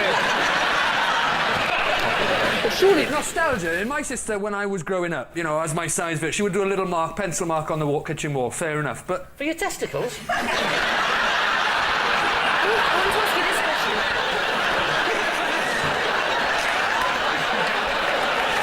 Oh, you're getting taller. You know how when someone gives you a jumper, they say, "Oh, try it on now." Which one are you? You must have done it. I've never done it. You liar! I've never done it. Why would I want to? I'll tell you why, because the second we get out of the studio, I'm doing it, so I know. I want to do it now in front of the audience. Well, do you know what? I think we'd all be very happy for you to do it now. Let's do it. Oh, no. Have you watched it? It hasn't been anywhere near any. Well, don't bring it to me. I don't want to... Hey, Rob, bring back memories.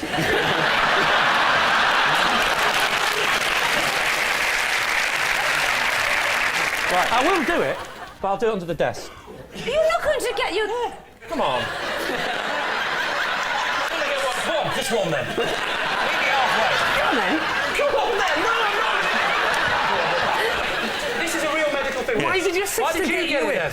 Because when I was younger, I was a very slight chap. Not the when you were younger, you were slight. specimen of man. Blimey, what were you, a stick man? And I used to have to go to a hospital to be measured in all sorts of creative ways. Keep it light. One of the ways they measured me was using an orchidometer. And, they measured your testicles with it?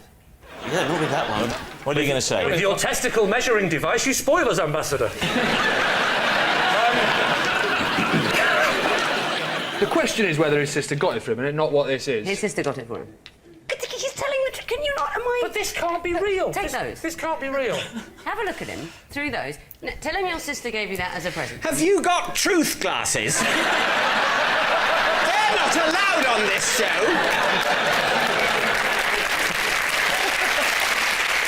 Lee, it is time to take a guess. Imagine going to the doctors and going, is that normal to have that many? Take a look at this, Doc. Tell me that's normal. They're purple and it's the wrong amount. OK, what do you think? I'm going to go with it. OK, then. Well, why not? It sounds true. Saying true. OK, Mackenzie, what's the answer? It is true.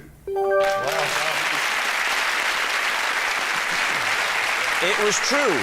Mackenzie's sister did buy him that orchidometer. Mackenzie frequently brings it out at dinner parties and uses it as an icebreaker, and more often than not, a morale crusher.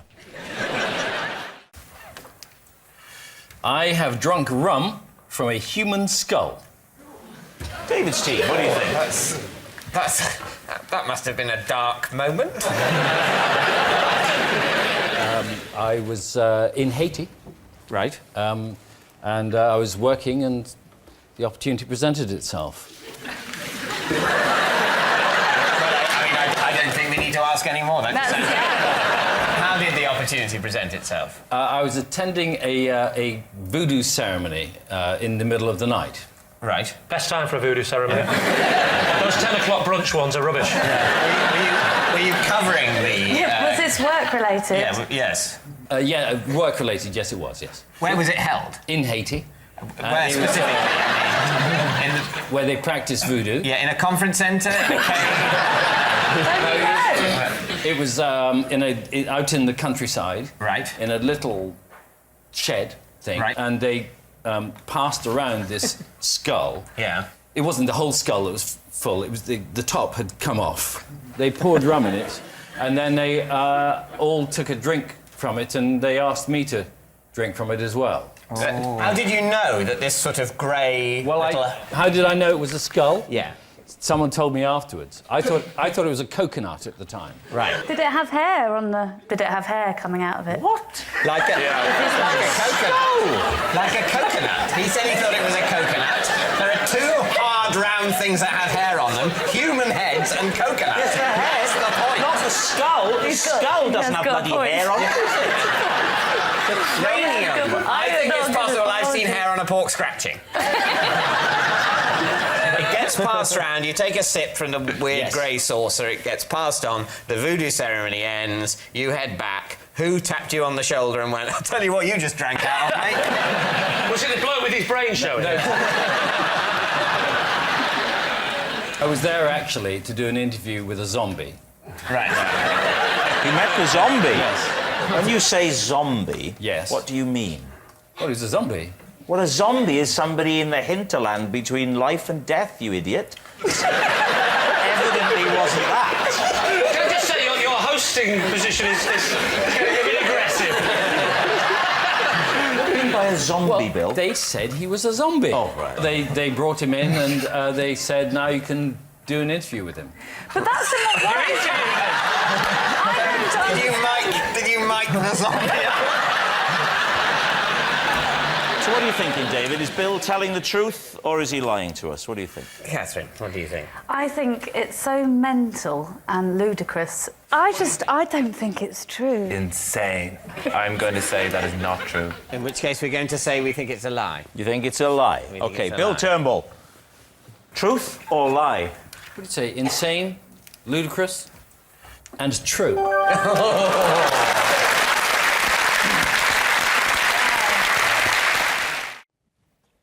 I always make toast by ironing the bread.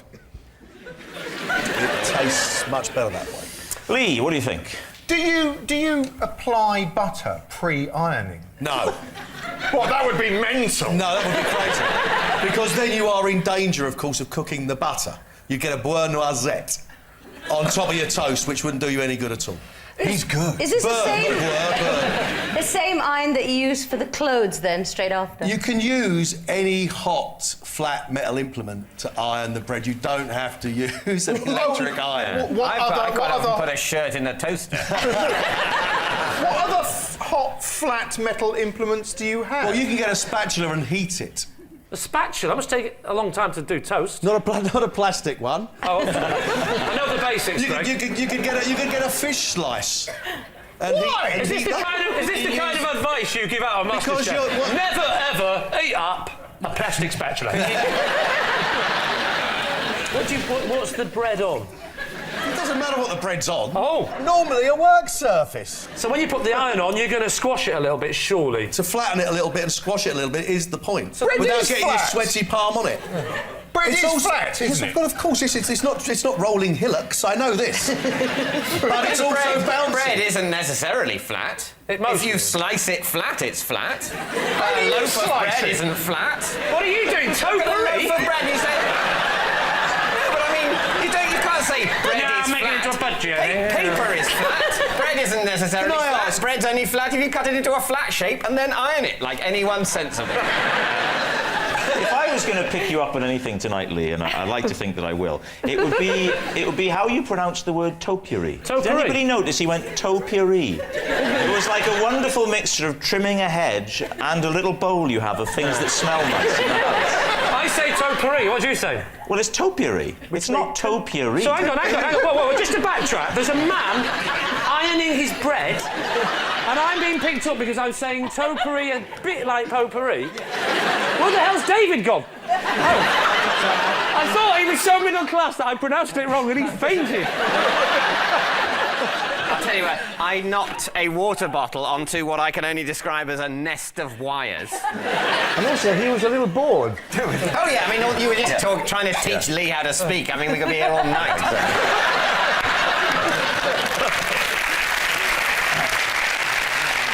If you iron bread, would it ever properly toast? Wouldn't it just get very soggy and hot? You could put butter in the steaming bit. You could have a butter one and a jam one.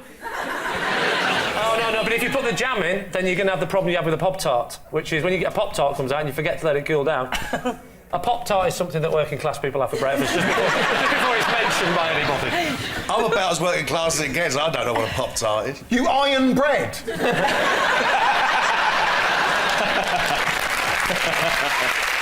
I don't always use an iron.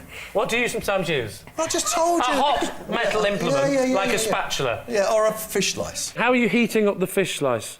You could just put that on a naked flame. It's just occurred to me that it's a bit like toasting on the Arga, isn't it? Because it's a hot surface. Similar. Mind you, that is posh. Arga, that's a posh thing. I suddenly realised. Have you seen an Arga? Yes, I have seen an Arga. I'll have you know I've broken into some very nice homes. What are you going to say, Lee? Truth or lie? Well, I don't know. What do you think? To toast bread with a fish slice, you'd have to get it up to such a temperature, it'd be like molten lava. I hate to bring everyone, but the allegation is an iron. No. He said that he also does it with Well, that's just chat you're having on your own time. The allegation is the iron. Who are you, his lawyer? No. I mean, for the purposes of this, yes. Come on, let's make a decision right, go on. here. What do you think? I simply don't buy it because of the fish slice issue. Nina? I just can't imagine that he'd waste, like, 20 minutes ironing a piece of bread in the mornings. I don't think he Well, How big is your bread? You got a lie? OK. Yeah.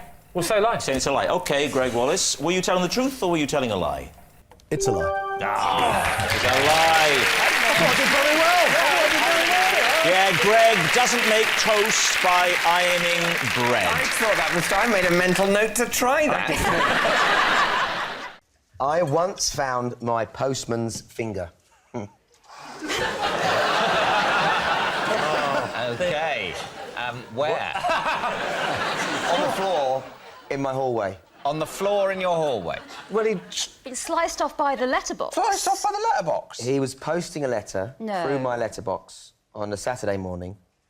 And That doesn't sound very likely. and we suddenly saw a postman up against the window with a finger missing. He was banging on the window, screaming for help. And when we went to answer the door, the finger was just there. It was completely off. From where? From halfway? From his hand. No, from his hand. So whereabouts on the finger? From the top knuckle. You can stick it back on, can't you, and tape it and things like that. Yeah, before the hospital comes along, the doctor. We put it in ice, and he took it to the hospital with him, and they stitched it back on. And did it still move? I don't know. I've not seen him since. Had you previously noticed quite how vicious the action on your letterbox was?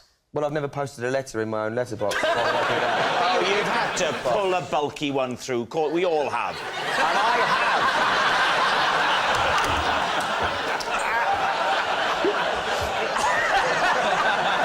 Well, what I bet happened is it came down on him and he recoiled in terror.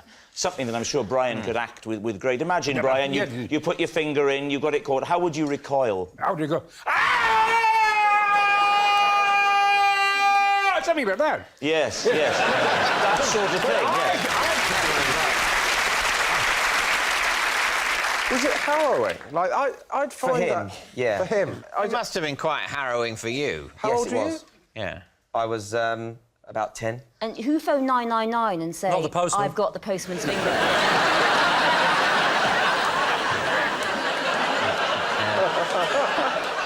I mean, let's be practical. You could use your other hand.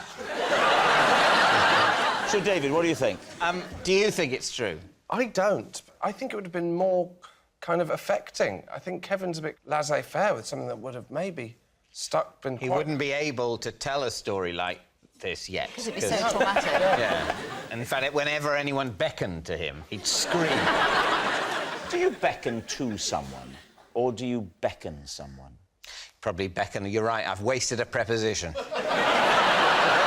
So what do you say, truth or lie? Yeah. I don't want it to be true, because if it is true for Kevin's postman, it could be true for ours, because... Well, suddenly it explains all those fingers on the doormat. Yeah. I think it's not true. I think the ice is too convenient and it...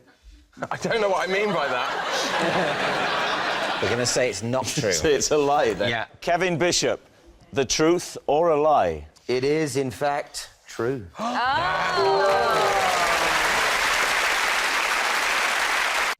I once found a steak pie down my trousers.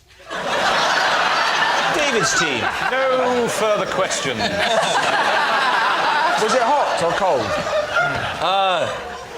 By the time I found it, it was body temperature. You know, it just From which direction had it reached body temperature? From piping hot downwards or from cold upwards? I think it had gone from room temperature to my body temperature. I was actually sitting on the tube, and I realised that there was a steak pie in my trousers. Which line were you on? Actually, you know, it wasn't the London tube. It was the Glasgow Underground, actually. More specifically. Okay. So you're sitting there. Yeah. What time of day is it? It was morning. I was on my way home, and I felt uncomfortable, and I put my hand down the So back it's early morning. You're on way home from some sort of party. I was a student, and I think that answers all of the questions. Were you drunk? I was not drunk at the time, just because I was in Glasgow. No. No, because you're Irish. Yeah. That takes the curse off it, right? I surmise what had happened was I had fallen asleep in someone else's living room, and somebody thought it would be funny to put a steak pie, not just in my trousers, actually in my pants. It was in your pants? Yes. Was it at the front, back, it was or side? I would say what has happened is I've fallen asleep face down, and it has been shoved down the back. It was down the But back. I tell you, whoever it was made an effort. They pushed it. It had become. It was down in the gusset. Yeah. In fairness, I don't think they were really my friends. I sort of inveigled my way back into somebody's house without really having been invited. You know, there was a group of people going back. And I think I wasn't entirely a welcome addition to the evening. So you wake up in the flat. Yes. You've been asleep face down. Yes. So you've not yet felt the effects of the pie. That's right. You stand up. Yes. You Still don't- not aware of it. You don't feel that there's something extra. No. You're talking about a man who's already carrying quite a lot of weight down there. Right. Okay. So it's only added maybe 2-3% of the general wealth of matter. Yes. And then you walk, presumably, from this flat to this underground station. Yeah. You don't notice on that walk No. that there's something No. not I may part well. of you. For all I know, at that, I have been shedding pie crust like something from The Great Escape. Wasn't it smelling? Were you not like walking along constantly going, there's a Greggs everywhere around here? So then you get on the train. What point do you notice the pie? You know, it's only a 8-minute journey then to my stop. So at some point there, it's only then while sitting At down. some point. It's not the moment you sat down on a pie. No, it definitely That wasn't. wasn't the time. No. It just you gradually became aware. Yeah. I was don't like, believe that. It was you've got a pie in your pants. David, even if you don't believe it, you don't need to be angry about it. I'm trying to break it. What sort of pants were you wearing? If that's not too sexy a question. I don't want to sound like I'm making things up, but I don't remember exactly what. Don't remember what pants you found a pie in.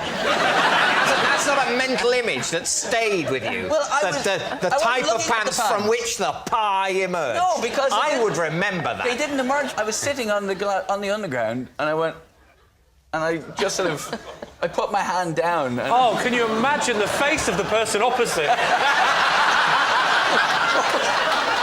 Especially on me. I started eating it.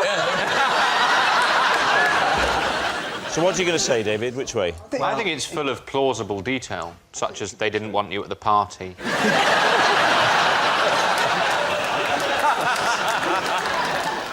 We think it's true that he did have a pie in his pants. Ed, was it the truth, or were you telling us a lie?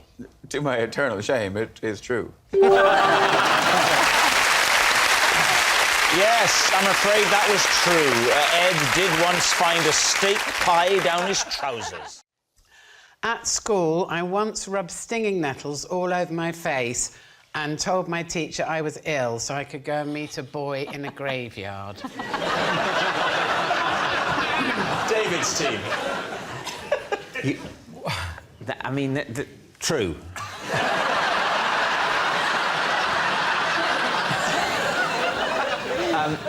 So this was a date in the graveyard.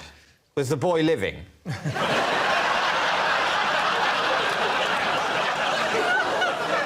He was just before we met, yeah.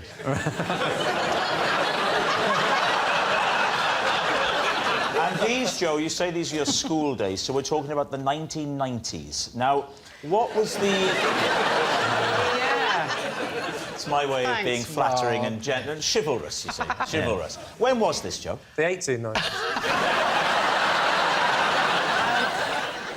That would have been the late 60s, actually, early Late 70s. 60s? Yeah. Gosh, OK. So when you walked into the graveyard like this, he must have been shocked to see you.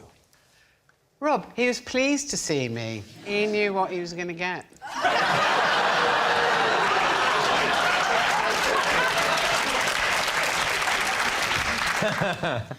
Whoa. What was he going to get? I bought him a cake. So freshly nettled, you go off, you go and find your teacher. What happens then? Well, I say to the teacher, I'm really not feeling well. I don't know whether I ate something for lunch that's given me some sort of allergic reaction. Can I go home? I mean, I don't know. I've never run a school. Are you allowed, if a child says they're ill, you're allowed to just say, yeah, off you go? Well, I said to her that my mum was at home and I live within walking distance of the school. It was the late 60s, early 70s. Very different time. Children hadn't long stopped going up chimneys. So what do you think? Oh, we Johnny? think it's so unfeasible, it's probably true, don't we? Well, that's the wrong way to reason. It should be unfeasible things are less likely to be true. Yeah, but... Although the true things are deliberately picked to be unlikely. Exactly. I travelled here by car, for example, never come up. That would be easy. Sorry, can I just check something here? Yeah. Why do you get a car? Yeah, it's a class thing, you know. They still shouldn't make me drive your car. Right, Joe, in the graveyard with What the do you young think? man. It's because it sounds so unlikely. Yeah. I still think it's flawed reasoning, but we'll go true. You're saying that it's true. Yeah. Right, Joe.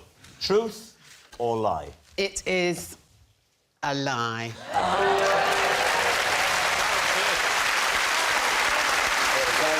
Yes, it's a lie. Joe didn't rub stinging nettles over her face to get out of school. I once buried a badger with the banker from Deal or No Deal. Lee's team. I know the programme, but who is that? Who is the banker? We never hear the banker, do we? No, I'm not allowed to tell. If I told you, I would have to bury you alongside the badger, I'm afraid. Oh, so the badger found out. Is that what happened to him? What's burying the It's a badger a euphemism for? This banker, can you describe him to me, please? Yes, I could do. He's just a guy, like you and I. Somewhere in between. Well, you which and one I. is it? Somewhere in the middle. Why do you know the guy from... I know that way back when I used to be the producer of Deal or No Deal. Right, and what's his name? He is called the banker. No, what's his real name? I can't tell you what his real name is. It's on the credits of the show. Tell us. What does it say on the credits of the show? It says the banker as himself. Why was the badger dead? Yeah. We hit it with a car, unfortunately. What were you doing in the car with him? About 70.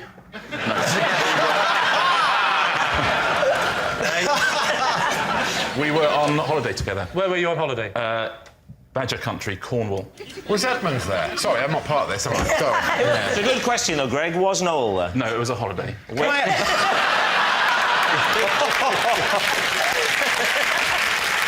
Before you buried the badger, did we put him in a box and then there was loads of other empty boxes? And then you stood there and you had to choose which box it was. Dead squirrel, wrong box. I think it's very sad that the badger died and everything. But Yes. why was so much trouble to dig the grave? Because the banker's wife was with us. Oh, can you tell us her name, or does she work for? Does she work for the Iranian government? What is the name of the banker? Was this during the day or of the evening? It was late at night. Were you drunk? Had you had a few I had a few, yeah. So you went and got Was you spent? driving then? No, I wasn't driving. He wouldn't was say, driving if he's the not going to banker? say the name of the banker, He's not gonna of say- dealer, he's not going on national television going, I was driving, I was mullet. I say badger, I mean none.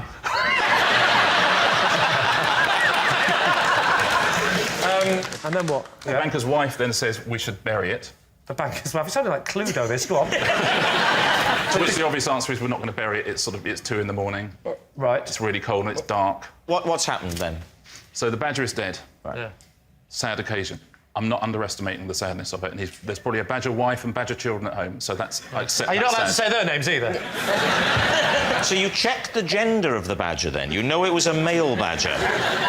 Or a female badger in a same-sex relationship who've adopted a small badger, perhaps an orphaned badger without a home in need I think of you're rest? wildly overestimating the sophistication of the badger community. Well, what happens next? We went back, got spades. Yeah. Went back to where the badger lay prone, buried it, said a few words. What did you say? Yeah. Just said, Lord, protect this badger. Or words to that effect. If only you'd have said it an hour earlier.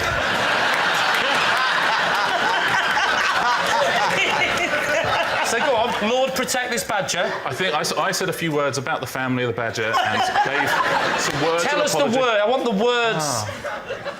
I apologise to the family of this badger, wherever they may be, because I'm guessing they're nearby. Yeah. Put some stones on it. Went back home, started drinking again. So, Lee, what's it going to be? Truth or lie? Oh, I think it's true, Lee. Rob thinks it's true. You think it's true? Yeah? Patsy? I don't believe the badger bit. I think the badger bit... That's quite essential to the story. But everything else you believe. I believe he knows the banker. Right. I think he knows the banker's wife. Well, there's and your I think- answer. There's your answer. We think it's true apart from the badger bit. Okay. Lee, it's time to make Well, your it's mind up. true. It's true. You're saying it's true. Richard, were you telling the truth or were you telling a lie? I was telling the truth.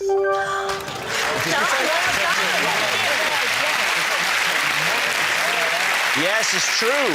Richard did bury a badger with the banker from Deal or No Deal.